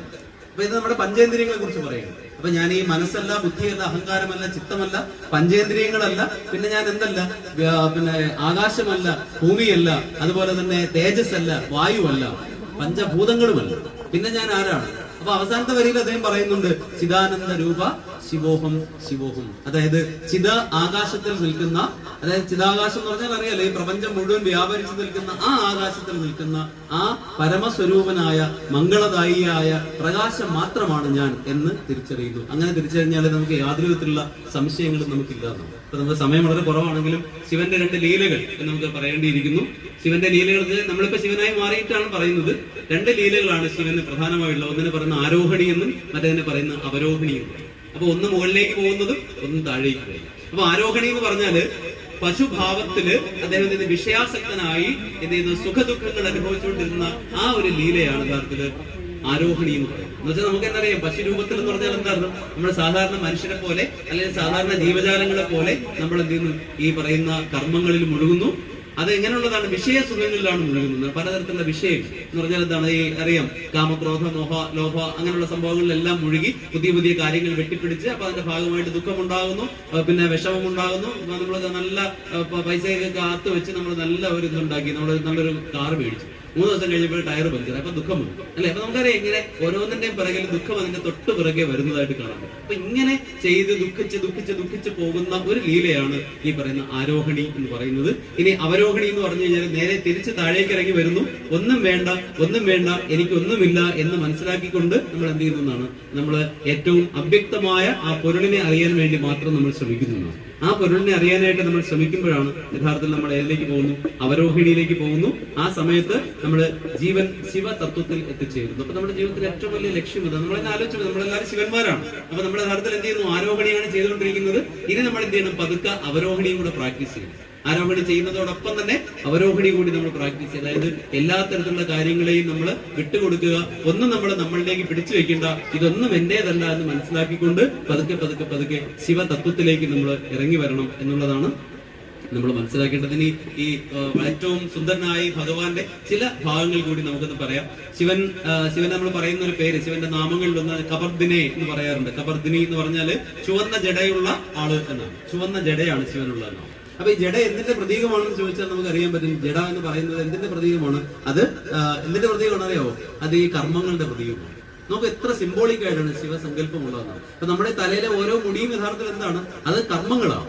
ഈ കർമ്മങ്ങൾ ഇങ്ങനെ കിടക്കുകയാണെന്നാണ് അല്ലെ. അപ്പൊ അതിനെ ശരിയായ രീതിയിൽ ഇങ്ങനെ ജഡ അഴിച്ചിട്ട് നിൽക്കാനായിട്ട് കഴിയുന്നത് ഭഗവാന് മാത്രമേ ഉള്ളൂ.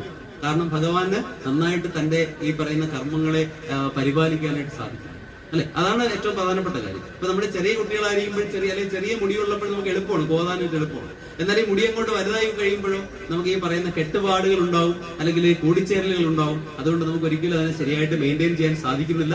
അപ്പൊ ഭഗവാന്റെ ഭാവത്തിൽ നിന്ന് കഴിഞ്ഞാൽ താൻ ചെയ്യുന്ന ഓരോ കർമ്മത്തിനെയും തിരിച്ചറിഞ്ഞ് ഏറ്റവും ശ്രേഷ്ഠമായിട്ട് ചെയ്യാനായിട്ട് സാധിക്കും എന്നുള്ളതാണ് ഈ കബർദി എന്നുള്ള പേരിന്റെ അർത്ഥം. ഇനി ശിവൻ ധരിച്ചിരിക്കുന്നത് പാമ്പുകളെയാണ്.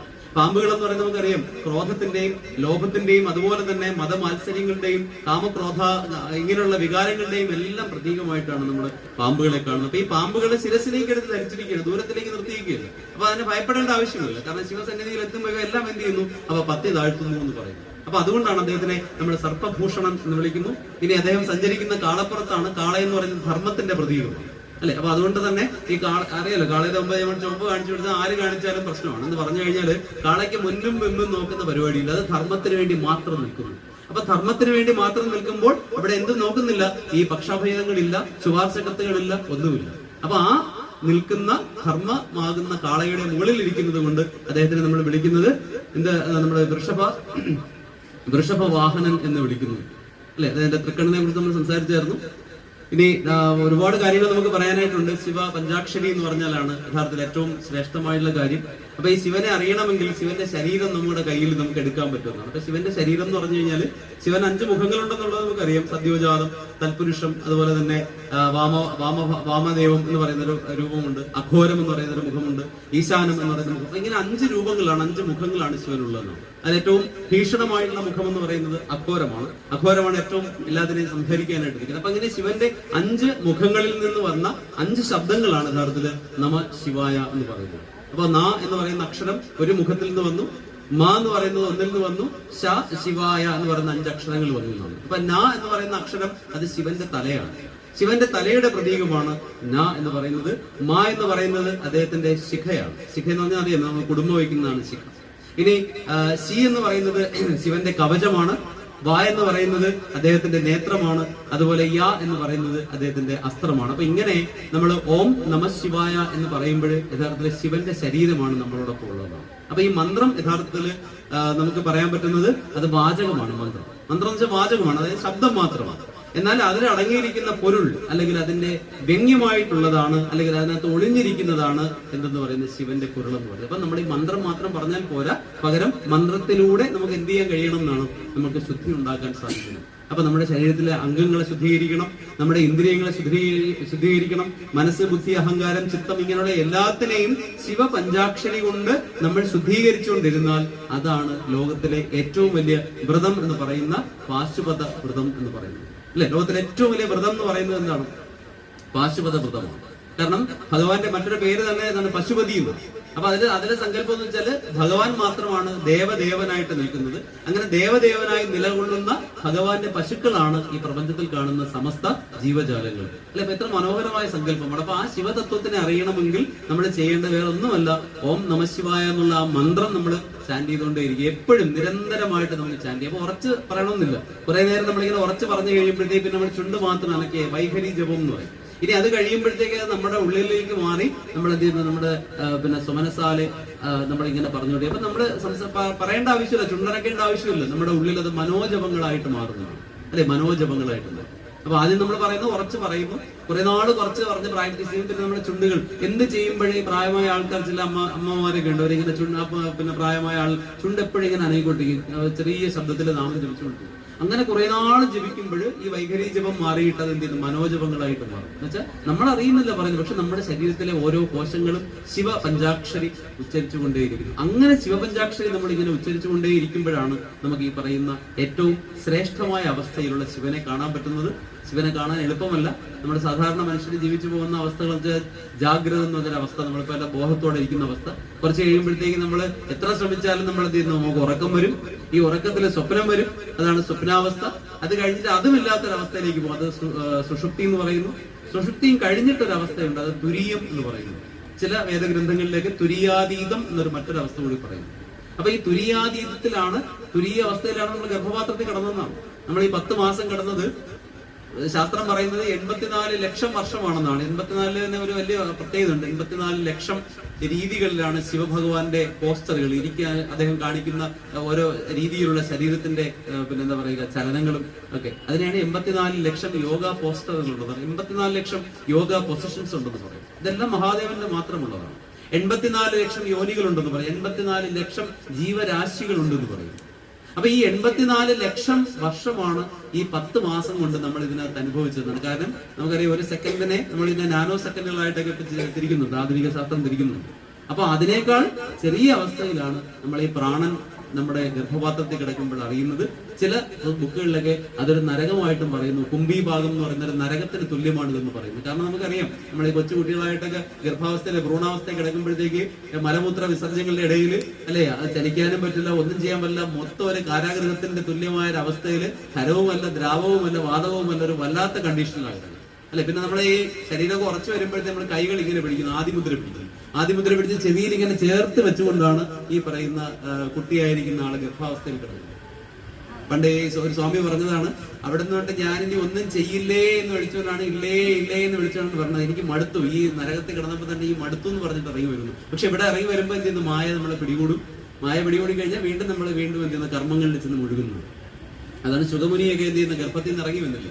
എത്ര വിളിച്ചിട്ട് അദ്ദേഹം ഇറങ്ങി വന്നില്ല. പൂർണ്ണ ഗർഭിണിയായിട്ട് എത്രയോ വർഷങ്ങൾ കഴിഞ്ഞു, അമ്മേരെ വയറിൽ നിന്ന് ഇറങ്ങി വരാൻ അദ്ദേഹം തയ്യാറല്ല. അപ്പൊ ചോദിച്ചവൻ പറഞ്ഞെന്താണ്, ഇറങ്ങി വന്നാൽ എന്നെ മായ പിടികൂടും. അവസാനം ഭഗവാൻ കൃഷ്ണൻ പറഞ്ഞു, ഇല്ല, നിങ്ങളിൽ ഞാൻ മായ അങ്ങോട്ട് പ്രയോഗിക്കില്ല എന്ന് പറഞ്ഞു. അപ്പൊ അമ്മ പ്രസവിച്ചു. അമ്മയുടെ മുഖം പോലും തിരിഞ്ഞു നോക്കാതെ ശുഗൻ നടന്നു മറഞ്ഞു. കാരണം അമ്മയുടെ മുഖത്ത് നോക്കി കഴിഞ്ഞാൽ ഉടനെ സെന്റിമെന്റ്സ് വർക്കൗട്ടായി. എന്റെ അമ്മയാണ്, അയ്യോ മാതൃസ്ഥന്യം, മറ്റത് മറിച്ചത്, പിന്നെ അവരുടെ കർമ്മങ്ങളായി, അതിന്റെ ഇടയിൽ കൂടെ കുടഞ്ഞു പറഞ്ഞു, പിന്നെ എല്ലാം പോകും. അതുകൊണ്ട് അദ്ദേഹം തിരിഞ്ഞു പോലും നോക്കാതെ പോയി എന്നുള്ള ഒരു കഥ. അപ്പൊ ഇതാണ് നമ്മൾ മനസ്സിലാക്കേണ്ട തത്വം. ഒന്നും നമ്മുടേതല്ല, എന്നാൽ എല്ലാം നമ്മുടേതാണ് അല്ലെ. അപ്പൊ ഈ ഒരു ഭാവം നമ്മൾ ഉണ്ടാക്കിയെടുക്കണം. കോടാനുകോടി വർഷം മഴ പെയ്താലും ഒരു താമരയുടെ ഇലയിൽ ഒരിക്കലും ഒരു ജലസ്പർശം അതിലുണ്ടാവില്ല. ജലം അതിന്റെ പുറത്തിരിക്കുന്നു, ജലം ജലമായിട്ട് ഉരുണ്ടു പോകുന്നു, ഒരിക്കലും അത് തമ്മിൽ ഭേദമുണ്ടാകും. ഇതാണ് ലീല എന്ന് പറയുന്നത്. ഇതിനെയാണ് നമ്മൾ ലീല എന്ന് പറയുന്നത് അല്ലെ. ഇപ്പൊ ഈ പിന്നെ കൃഷ്ണൻ ഭഗവാന്റെ ചിത്രം നമ്മൾ ഒരാഴ്ച കണ്ടുകൊണ്ടിരുന്നതാണ്. അദ്ദേഹം നിൽക്കുന്നത് ഒരു കാല് തറയിൽ ഉറപ്പിച്ചിട്ട് മറ്റേ കാലം ഇങ്ങനെ തറയിൽ ജസ്റ്റ് ടച്ച് ചെയ്തിട്ട് ആ പൊസിഷൻ അത് തന്നെ ഒരു പൊസിഷൻ അല്ല, പറഞ്ഞ ത്രിഭംഗി എന്നാണ് ആ പൊസിഷന്റെ പേര്, ത്രിഭംഗി. അപ്പൊ ആ ത്രിഭംഗിയുടെ അർത്ഥം എന്താണ്? ഒരു കാലം ഉറപ്പിച്ച് നിൽക്കുന്ന പറഞ്ഞാൽ ഞാൻ ഇവിടെ ജനിച്ചത് കൊണ്ട് എനിക്ക് ചെയ്യാനുള്ള കർമ്മങ്ങൾ ഞാൻ ചെയ്തുകൊണ്ടേയിരിക്കും. പക്ഷെ അപ്പോഴും നമുക്കൊരു ബോധം വേണം, ഏത് നിമിഷവും ഞാനിത് കളഞ്ഞിട്ട് പോകേണ്ടതാണ്. അതുകൊണ്ടാണ് വലത് കാലം വെറുതെ തൊട്ടിട്ടേ ഉള്ളൂ, ഒറ്റയടിക്ക് പോകാൻ ഞാൻ റെഡിയാണ്. ഈ ഒരു ഭാവത്തിൽ നമുക്ക് നിൽക്കാൻ കഴിഞ്ഞാൽ നമുക്ക് ശിവ തത്വത്തിനെ അറിയാനായിട്ട് സാധിക്കും. അതിൽ യാതൊരു സംശയവുമില്ല. ഇനി പിന്നെ ഇന്ത്യയിൽ മൊത്തമുള്ള അല്ലെങ്കിൽ ലോകത്ത് മൊത്തമുള്ള 68 മഹാശിവക്ഷേത്രങ്ങളാണ് പറയുന്നത്. 68 മഹാശിവക്ഷേത്രങ്ങൾ പറയുന്നു. അതിൽ 4 ഏറ്റവും പ്രാധാന്യമുള്ളത് എന്ന് പറയുന്നത്. അതൊന്ന് കാശി വിശ്വനാഥനാണ്, ഒന്ന് കാളഹസ്തിയാണ്, മറ്റൊന്ന് ചിദംബരമാണ്, പിന്നെ അടുത്തത് ഹാലാസ്യമാണ്. അപ്പൊ ഹാലാസ്യം ഇവിടെ വായിക്കുന്നുണ്ട്. അപ്പൊ ഹാലാസ്യ മഹാത്മ്യം നമ്മൾ കേട്ടിട്ടുണ്ട്. അപ്പൊ ലോകത്തിലെ ഏറ്റവും മികച്ച ശിവക്ഷേത്രം ഏതെന്ന് ചോദിച്ചാൽ അത് ഹാലാസ്യ ക്ഷേത്രമാണെന്ന് പറഞ്ഞു. കാരണം ഹാലാസ്യ ക്ഷേത്രത്തില് സാധാരണ ഇരിക്കുന്ന ഒരു രീതിയിലല്ല ഭഗവാൻ ഇരിക്കുന്നത്, ഒരു പ്രത്യേകമായ രീതിയിലാണ് അദ്ദേഹം ഇവിടെ ഇരിക്കുന്നത്. അതിന് കാരണം അദ്ദേഹം തന്നെ നിർമ്മിച്ച ക്ഷേത്രമാണ്. ഒരിക്കല് ക്ഷേത്രങ്ങൾ ഇല്ലാതിരുന്നൊരു കാലമുണ്ടായിരുന്നു. ആ കാലഘട്ടത്തില് ലീലയ്ക്ക് വേണ്ടി അദ്ദേഹം സ്വന്തമായിട്ട് നിർമ്മിച്ച ക്ഷേത്രമായിട്ടാണ് ഈ ഹാലാസ്യ ക്ഷേത്രത്തിനെ കാണുന്നത്. അപ്പൊ ആ ഹാലാസ്യ ക്ഷേത്രത്തില് അദ്ദേഹം നേരിട്ട് വന്ന് അവിടെ ഉണ്ടായിരുന്നതാണ്. അതുകൊണ്ട് അദ്ദേഹത്തിന്റെ തലയിലുള്ള ഈ ചന്ദ്രക്കലയിൽ നിന്ന് അവിടെ ഇറ്റ് വീണ അമൃത് കൊണ്ട് ആ സ്ഥലം മുഴുവൻ നനഞ്ഞു എന്നാണ്. അതുകൊണ്ടാണ് അതിനെ മധുരാപുരി എന്ന് പേര് കിട്ടിയത്. അപ്പൊ നമുക്ക് എത്ര മഹത്തായ ഒരു സങ്കല്പമാണ്. അപ്പൊ അങ്ങനെ ആ മധുരാപുരിയില് അമൃതിൽ ഇങ്ങനെ മുങ്ങി ഇരിക്കുന്ന വിരാജിക്കുന്ന ഭഗവാനാണ് യഥാർത്ഥത്തില് നമ്മൾ ഈ പറയുന്ന ശിവഭഗവാൻ എന്ന് പറയുന്നത്. അതുകൊണ്ട് ലോകത്തിലെ ഏറ്റവും മികച്ച ശിവസന്നിധി ഏതാണെന്ന് ചോദിച്ചാൽ അത് കൈലാസമല്ല, അതിനേക്കാളൊക്കെ ശ്രേഷ്ഠമായിട്ടുള്ള സ്ഥലമായിട്ടാണ് നമ്മൾ ഈ പറയുന്ന ഹാലാസ്യ ക്ഷേത്രത്തിനെ നമ്മൾ കാണുന്നത്. അപ്പൊ ഇങ്ങനെ ശിവന്റെ തത്വങ്ങൾ അത് മധുര പോലെ തന്നെ. അപ്പൊ അങ്ങനെ നമ്മൾ പറഞ്ഞു കഴിഞ്ഞാൽ എത്ര പറഞ്ഞാലും തീരാത്ത അത്രയും വലിയ, കാരണം നമുക്ക് ഒരു പുസ്തകത്തിൽ മാത്രമായിട്ട് വായിച്ചെടുക്കാൻ പറ്റുന്ന ഒന്നല്ല. കാരണം എല്ലാത്തിലും ശിവൻ എന്ന് പറയുന്ന തത്വമുണ്ട്. ഏത് യുഗങ്ങളിലെടുത്താലും ഏത് അവതാരങ്ങളെടുത്താലും ഏതിലും വരുന്ന ഒരു ഭാവമാണ് ശിവൻ. ആ ശിവൻ ഞാൻ തന്നെയാണ് എന്നുള്ളൊരു തിരിച്ചറിവാണ് നമുക്ക് വേണ്ടതെന്ന്. അതാണ് നമ്മൾ പറഞ്ഞത്. ഈ ലിംഗം എന്ന് പറഞ്ഞാൽ എന്താണെന്ന് പറഞ്ഞു, ലിംഗത്തിന്റെ വേദി എന്താണെന്ന് നമ്മൾ പറഞ്ഞു അല്ലെ, അത് മഹാദേവിയാണ്, ആ നടനമാണ് നമ്മളിവിടെ കണ്ടുകൊണ്ടിരിക്കുന്നത് എന്നും പറഞ്ഞു. അപ്പൊ ഇനി ഒരു ചെറിയ കഥ പറഞ്ഞിട്ട് നമുക്കിത് അവസാനിപ്പിക്കാം. കാരണം ഈ സുകുമാരൻ എന്ന് പറയുന്ന ഒരു ബ്രാഹ്മണന്റെ കഥയാണ്. അപ്പൊ ഈ സുകുമാരൻ ബ്രാഹ്മണന്റെ കഥ, 2 കഥകൾ നമ്മൾ പറഞ്ഞതിലും നമുക്ക് മനസ്സിലായി. ഒന്ന് വേദന്റെ കഥയാണ്, ഒന്ന് പറഞ്ഞത് കണ്ണപ്പന്റെ കഥയാണ്. ഇവർ രണ്ടുപേരും അപരിഷ്കൃതരായ ആളുകളായിരുന്നു, യാതൊരു നോളജും ഇല്ലാത്ത ആളുകളായിരുന്നു. അതുകൊണ്ട് തന്നെ അവർക്ക് ഈഗോയും ഉണ്ടായിരുന്നു. ഈ അറിവ് നമ്മൾ പകർന്ന് പഠിച്ചെടുക്കുമ്പോൾ നമുക്ക് ഈഗോ ഉണ്ടാവുന്നുണ്ട്. അപ്പൊ ഇതൊന്നും ഇല്ലാത്തത് കൊണ്ട് അവർക്ക് രണ്ടുപേർക്കും എന്ത് ചെയ്തു? മോക്ഷം കിട്ടി. എന്നാൽ മറ്റൊരർത്ഥത്തിൽ നോക്കുമ്പോൾ അവരെക്കാളും കുറെ കാര്യങ്ങളൊക്കെ അറിയാവുന്ന ആൾക്കാരാണ് നമ്മൾ. കുറച്ച് അവിടെ ഇവിടെയൊക്കെ കുറച്ച് കാര്യങ്ങളൊക്കെ കേൾക്കുന്നു, കുറച്ച് ജ്ഞാനം കിട്ടുന്നു ഒക്കെ ഉള്ള ആൾക്കാരാണ്. അപ്പൊ നമുക്ക് മോക്ഷത്തിലേക്കുള്ള മാർഗം എന്ന് വെച്ചാൽ വളരെ എളുപ്പമാണ് എന്ന് മനസ്സിലാക്കി തരാനുള്ള ഒരു കഥ കൂടിയാണിത്. പണ്ട് സിന്ധു നദീതടത്തിന്റെ കരയിലായിട്ട് കുഞ്ചരം എന്നൊരു ദേശം ഉണ്ടായിരുന്നു. ആ ദേശത്തിൽ ജനിച്ച ഒരു ബ്രാഹ്മണനായിരുന്നു ഈ പറഞ്ഞ സുകുമാരൻ. പേര് മാത്രമേ സുകുമാരൻ ഉണ്ടായിരുന്നുള്ളൂ. അദ്ദേഹത്തിന്റെ ഒരു പ്രവൃത്തിയും സൗകുമാര്യമുള്ള പ്രവൃത്തികളായിരുന്നില്ല. ഏറ്റവും മോശമായ പ്രവൃത്തികൾ മാത്രം ചെയ്തുകൊണ്ടിരുന്ന ഒരാൾ, ഒരു പോസിറ്റീവായുള്ള കാര്യം പോലും ചെയ്യാത്ത ആളായിരുന്നു ഈ പറയുന്ന സുകുമാര ബ്രാഹ്മണൻ. അപ്പൊ ബ്രാഹ്മണന്റെ ഒരു ഗുണവും അദ്ദേഹത്തിന്റെ. അപ്പൊ അങ്ങനെ ഇരിക്കുന്ന ഒരു സമയത്ത് എങ്ങനെയോ അദ്ദേഹം എന്ത് ചെയ്യുന്നതാണ്, ഒരു സ്ഥലത്തേക്ക് പോയി. അതായത് നാഗേശ്വരം എന്നൊരു സ്ഥലത്ത് അദ്ദേഹം എത്തിപ്പെട്ടു. അന്ന് എന്തോ ഒരു കാരണം കൊണ്ട് അദ്ദേഹം ശിവരാത്രി വ്രതം ആചരിച്ചു. ഏറ്റവും നിറഞ്ഞ ഭക്തിയിൽ അദ്ദേഹം ആചരിച്ചു. അപ്പൊ ആ ദിവസത്തെ ശിവരാത്രി വ്രത ആഘോഷം കൊണ്ട് മാത്രം അദ്ദേഹത്തിന് മോക്ഷം കിട്ടി എന്ന് പറയുന്നു. അപ്പൊ അത് മനസ്സിലാക്കേണ്ട കാര്യം ഇത്രയേ ഉള്ളൂ. ഏതെങ്കിലും ഒരു ദിവസം എപ്പോഴെങ്കിലും നമ്മൾ ഈ പറയുന്ന ഒരു ശക്തിയിലേക്ക് നമുക്ക് ഉണരാൻ സാധിച്ചു കഴിഞ്ഞാൽ നമുക്ക് തീർച്ചയായിട്ടും നമുക്ക് ഭഗവാനെ കാണാനായിട്ട് സാധിക്കുന്നതാണ്. അപ്പൊ മരണം എന്ന് പറഞ്ഞാൽ ഒരിക്കലും ഇപ്പം തന്നെ ചില പണ്ഡിതന്മാരെ പറയുന്നത് മരണം എന്നുള്ള വാക്ക് നമ്മൾ മാറ്റണമെന്ന് പറയുന്നത് നെഗറ്റീവായുള്ള വാക്കാണ്. യഥാർത്ഥത്തിൽ അത് ഊർജത്തിന്റെ ഒരു മാറ്റം എന്ന് വേണം നമ്മൾ അതിനെ പറയുന്നത്. കാരണം നമ്മൾ മരിക്കുന്നില്ല, നമ്മളെന്ന് പറയുന്നത് ശരീരത്തിനെ ഉപേക്ഷിക്കുന്നു എന്ന് മാത്രം. അപ്പൊ ഭഗവത്ഗീതയിൽ പറയുന്നുണ്ട്, ദേഹിനോസ്മിൻ യഥാദേഹേ കൗമാരം യൗവനം ജര തഥാ ദേഹാന്തര പ്രാപ്തർ ധീരസ്തത്രന്ന മുക്തി. എപ്രകാരത്തിലാണോ ബാല്യ കൗമാരങ്ങൾ കടന്ന് നമ്മൾ അടുത്ത സ്റ്റേജുകളിലേക്ക് പോകുന്നത്, എപ്രകാരത്തിലാണോ നമ്മൾ ധരിച്ചിരിക്കുന്ന വസ്ത്രങ്ങൾ മാറ്റി പുതിയ വസ്ത്രങ്ങൾ ധരിക്കുന്നത്, അതേപോലെ നമ്മളുടെ ഉള്ളിലുള്ള ദേഹത്തിനെ നശിപ്പിച്ച് കളഞ്ഞിട്ട് അല്ലെ ദേഹത്തിനെ ഉപേക്ഷിച്ച് പോയിട്ട് മറ്റൊന്നിലേക്ക് കടക്കുന്നു. ശങ്കരാചാര്യർ പറഞ്ഞതും ഇത് തന്നെയാണ്. ഇപ്പൊ ഈ ലോകത്തിന്റെ ഏത് ഭാഗത്ത് പോയാലും നമുക്കൊരു പറയാനുള്ള ഒരു ഐഡന്റിറ്റി എന്ന് വെച്ചാൽ വേറെ ഒന്നുമല്ല, നമ്മുടെ ശങ്കരന്റെ നാട്ടിൽ നിന്ന് വരണമെന്ന് പറഞ്ഞാൽ. ഇപ്പൊ ഇന്ത്യയിലെ ഏത് ഭാഗത്ത് പോയിട്ടും പറയുന്നത് ആദിശങ്കരന്റെ നാട്ടിൽ നിന്ന് വരുമെന്ന് പറഞ്ഞത്. അല്ല നമ്മൾ വേറെ ഇവിടെയുള്ള മുഖ്യമന്ത്രിയുടെ പ്രധാനമന്ത്രി അല്ല വേറെ ആളുകൾ ആരെയും കാര്യം നമ്മൾ പറയേണ്ട ആവശ്യമില്ല. നമ്മുടെ ഈ ഒരൊറ്റ പേര് പറഞ്ഞാൽ നമ്മളെ അവർ ഭയങ്കരമായിട്ട് അംഗീകരിക്കും. കാരണം 33-ാമത്തെ വയസ്സിൽ 16-ാമത്തെ വയസ്സിൽ ജോലിയെല്ലാം തീർത്തു ശങ്കരൻ. എല്ലാ ജോലിയും തീർന്നു 16-ാമത്തെ വയസ്സിൽ. അന്ന് ആലോചിച്ചു, 7-ാമത്തെ വയസ്സിൽ അദ്ദേഹം വീട് ഉപേക്ഷിച്ചു. 7-ാമത്തെ വയസ്സിൽ അല്ലെ? ഇപ്പൊ ഇവിടെ പലരും ഈ സ്പൂൺ ഫീഡിംഗ് ഒക്കെ തുടങ്ങുന്ന പ്രായമാണ്. 7ാമത്തെ വയസ്സായപ്പോഴത്തേക്ക് വീട് ഉപേക്ഷിച്ച് പോയി എല്ലാ ജ്ഞാനവും സമ്പാദിച്ചു. എല്ലാം അറിഞ്ഞതിന് ശേഷം അദ്ദേഹം എന്ത് ചെയ്തു? 16ാമത്തെ വയസ്സിൽ ഭൂമിയിൽ നിന്ന് അദ്ദേഹം തന്റെ ജീവൻ മാറ്റാനായിട്ട് ആഗ്രഹിച്ചു. അതിനിടയിൽ അദ്ദേഹം കൈലാസത്ത് പോയി. അവിടെ പോയിട്ട് അദ്ദേഹം എന്ത് ചെയ്തു? ശിവൻ പാർവതിയുടെ രൂപലാവണ്യം വരച്ചിട്ടിരുന്ന സൗന്ദര്യലഹരി എന്ന് പറയുന്ന പുസ്തകം കണ്ടു, അല്ലെങ്കിൽ അത് വരച്ചിട്ടേക്കുന്നത് കണ്ടു. അദ്ദേഹം ശിവന്റെ പെർമിഷനോട് കൂടി എന്ത് ചെയ്തു? അത് എഴുതിയെടുത്തു. അപ്പൊ അദ്ദേഹം 1ാമത്തെ ശ്ലോകം എഴുതുമ്പോഴത്തേക്ക് ഗണപതി പറഞ്ഞു, അങ്ങനെ ഇത് മനുഷ്യൻ കൊണ്ടുപോയി സൂഹിക്കേണ്ടതെന്ന് പറയുന്നത് 100ാമത്തത് ഗണപതി അങ്ങ് മാച്ചു. അങ്ങനെ 50 എണ്ണം എഴുതിയപ്പോ 50 എണ്ണം പോയിരുന്നു. അപ്പൊ അങ്ങനെ നമുക്ക് എഴുതി ഈ കാര്യങ്ങളെല്ലാം കൊണ്ടുതന്നു. ഈ പുസ്തകങ്ങൾക്കെല്ലാം ഭാഷ്യങ്ങൾ എഴുതി. എത്രയോ പ്രാവശ്യം ഭാരതം മുഴുവൻ എന്ത് ചെയ്തു? കാൽനടയായി സഞ്ചരിച്ചു. 4 പ്രധാനപ്പെട്ട മഠങ്ങൾ സ്ഥാപിച്ചു. എല്ലാവരെയും സംവാദത്തിൽ എന്ത് ചെയ്തു? പരാജയപ്പെടുത്തി ഏറ്റവും ഒടുവിൽ ഏറ്റവും പരമശ്രേഷ്ഠമായുള്ള ആ ഒരു അവസ്ഥയിലേക്ക് പോയിരുന്നു. അപ്പൊ 16ാമത്തെ വയസ്സിൽ പോകാൻ നേരത്ത് ഋഷികളും എല്ലാവരും പറഞ്ഞു, അങ്ങ് പോകരുത്, കാരണം അങ്ങ് കുറച്ചുകൂടി മാനവർക്ക് വേണ്ടി കുറച്ചുകൂടെ കാര്യങ്ങൾ ചെയ്തു വെക്കണം. അതുകൊണ്ട് മാത്രം 32ാമത്തെ വയസ്സിൽ നിന്ന് ഇവിടെ എല്ലാം ചെയ്തിട്ട് പോയതാണ് ആദിശങ്കരൻ. അപ്പൊ ആ ആദിശങ്കരന്റെയും ഉള്ളിലുണ്ടായിരുന്ന ചെറിയ ഒരു കന്മഷം, ചെറിയൊരു തെറ്റിനെ മാറ്റിക്കൊടുക്കാനായിട്ട് ശിവഭഗവാൻ അവിടെ അവതരിച്ചു എന്ന് നമ്മൾ കേട്ടിട്ടുണ്ട്, അല്ലെ? വഴിയിൽ വന്ന ചണ്ടാലനോട് മാറാൻ പറഞ്ഞു, ഞാൻ ബ്രാഹ്മണനാണ്, എന്റെ വഴി മാറാൻ പറഞ്ഞപ്പോഴത്തേക്ക് ആ ചണ്ടാലൻ ചോദിച്ചു, എന്താണ് ഞാൻ മാറ്റേണ്ടത്? ഈ ശരീരത്തിനെയാണോ അതോ അതിനകത്തിരിക്കുന്ന പ്രാണനെയാണോ? അല്ലെ? അപ്പൊ ആ ചോദ്യം ചോദിച്ചപ്പോഴത്തേക്ക് അദ്ദേഹത്തിന് മനസ്സിലായത് സാധാരണക്കാരനല്ല. അദ്ദേഹം ഉടൻ തന്നെ അദ്ദേഹത്തിനെ വണങ്ങിയെന്നും അദ്ദേഹം ശിവനായിരുന്നു എന്ന് മനസ്സിലാക്കിയെന്നും പറയുന്നു. അപ്പൊ അദ്ദേഹത്തിന്റെ മനസ്സിൽ പോലും ഉണ്ടായിരുന്ന ചെറിയൊരു കന്മഷത്തിനെ മാറ്റിക്കളഞ്ഞു പറയും. അല്ലേ? നമ്മളിവിടെ പലർക്കും അത് അറിഞ്ഞുകൂടാഞ്ഞിട്ടാണ്. ഈ അടുത്ത കാലത്ത് നമ്മുടെ വളരെ പ്രമുഖനായ ഒരു രാഷ്ട്രീയ നേതാവ് പറഞ്ഞു, കേരളത്തിന് ഒരേ ഒരു ആചാര്യൻ ഉണ്ടെങ്കിൽ, അത് അവിടെ സംശയമാണ്, ഉണ്ടെങ്കിൽ അത് നാരായണ ഗുരുവാണെന്നാണ്. അല്ലെ? അത് ഉണ്ടോ എന്ന് ഉറപ്പില്ല എന്നാണ് പറയുന്നത്. ഉണ്ടെങ്കിൽ നാരായണ ഗുരുവാണ്, അല്ലെ? അത് ശങ്കരൻ എന്ന് പറയുന്നത് ജാതിയുടെ ആളായിരുന്നു, വേറെ ഒരുപാട് കാര്യങ്ങൾ പറഞ്ഞു. എന്നാൽ അതേ ബ്രാഹ്മണ സമൂഹം ശങ്കരാചാര്യരെ ഒറ്റപ്പെടുത്തി നിർത്തിയിരുന്നു. സ്വന്തം അമ്മയുടെ ശവം അടക്കാൻ പോലും ശരിയായ രീതിയിൽ വിധിപ്രകാരം അടക്കാൻ അദ്ദേഹത്തിന് സാധിച്ചില്ലെന്നാണ്. വാഴ കൊണ്ടൊന്ന് അടുക്കിയിട്ട് സ്വന്തം അമ്മയുടെ ശരീരം സ്വന്തമായിട്ട് എടുത്തുകൊണ്ട് വെച്ച് അതിന് തന്റെ തപോശക്തി കൊണ്ടാണ് ദഹിപ്പിച്ചു കളഞ്ഞത്. കാരണം ഇവിടെ നിലനിന്നിരുന്ന പല മാമൂലികൾക്കെതിരെയും സംസാരിച്ച ആളായിരുന്നു ആദിശങ്കരൻ എന്ന് പറഞ്ഞത്. അപ്പൊ ഇങ്ങനെ ഒരുപാട് കാര്യങ്ങൾ നമുക്ക് മനസ്സിലാക്കാനുണ്ട്. ഇതൊക്കെ വായിക്കുമ്പോഴാണ് നമ്മുടെ ഉള്ളിൽ ഈ പ്രകാശം നിറയുന്നത്. അപ്പോഴാണ് യഥാർത്ഥത്തിൽ നമ്മൾ ശങ്കരനായിട്ട് മാറുന്നത്. അപ്പൊ അതുകൊണ്ട് തന്നെ നമ്മുടെ ഈ പ്രാർത്ഥിക്കേണ്ട ഒരു മന്ത്രമുണ്ട്. ഇന്ന് രാവിലെ എല്ലാവരും അതിന്റെ ആ ഹോമം ചെയ്തിട്ടുണ്ടാവും, മഹാമൃത്യുഞ്ജയ മന്ത്രം.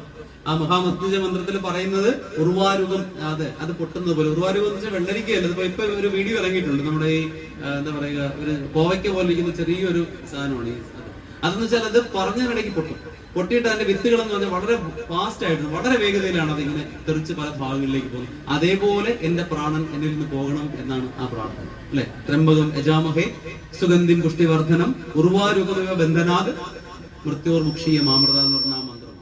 അപ്പൊ ഇത് തന്നെയാണ്. അപ്പൊ ശിവനെ അറിയുക എന്ന് പറഞ്ഞാൽ മരണത്തെ അറിയുക എന്നാണ്. അതുകൊണ്ടാണ് നമ്മൾ കൈലാസത്തിലെ കാശിയിലേക്ക് നമ്മൾ പോകുന്നത്, വാരണാസിയിലേക്ക് പോകുന്നത്. വാരണാസിയിൽ എപ്പോഴും എന്ത് ചെയ്യുന്നു? അവിടെ വെളിച്ചം കെടാത്ത നഗരമാണ് വാരണാസി. എപ്പോഴും ഇങ്ങനെ ചിതകൾ ദഹിച്ചുകൊണ്ടേയിരിക്കുന്നു.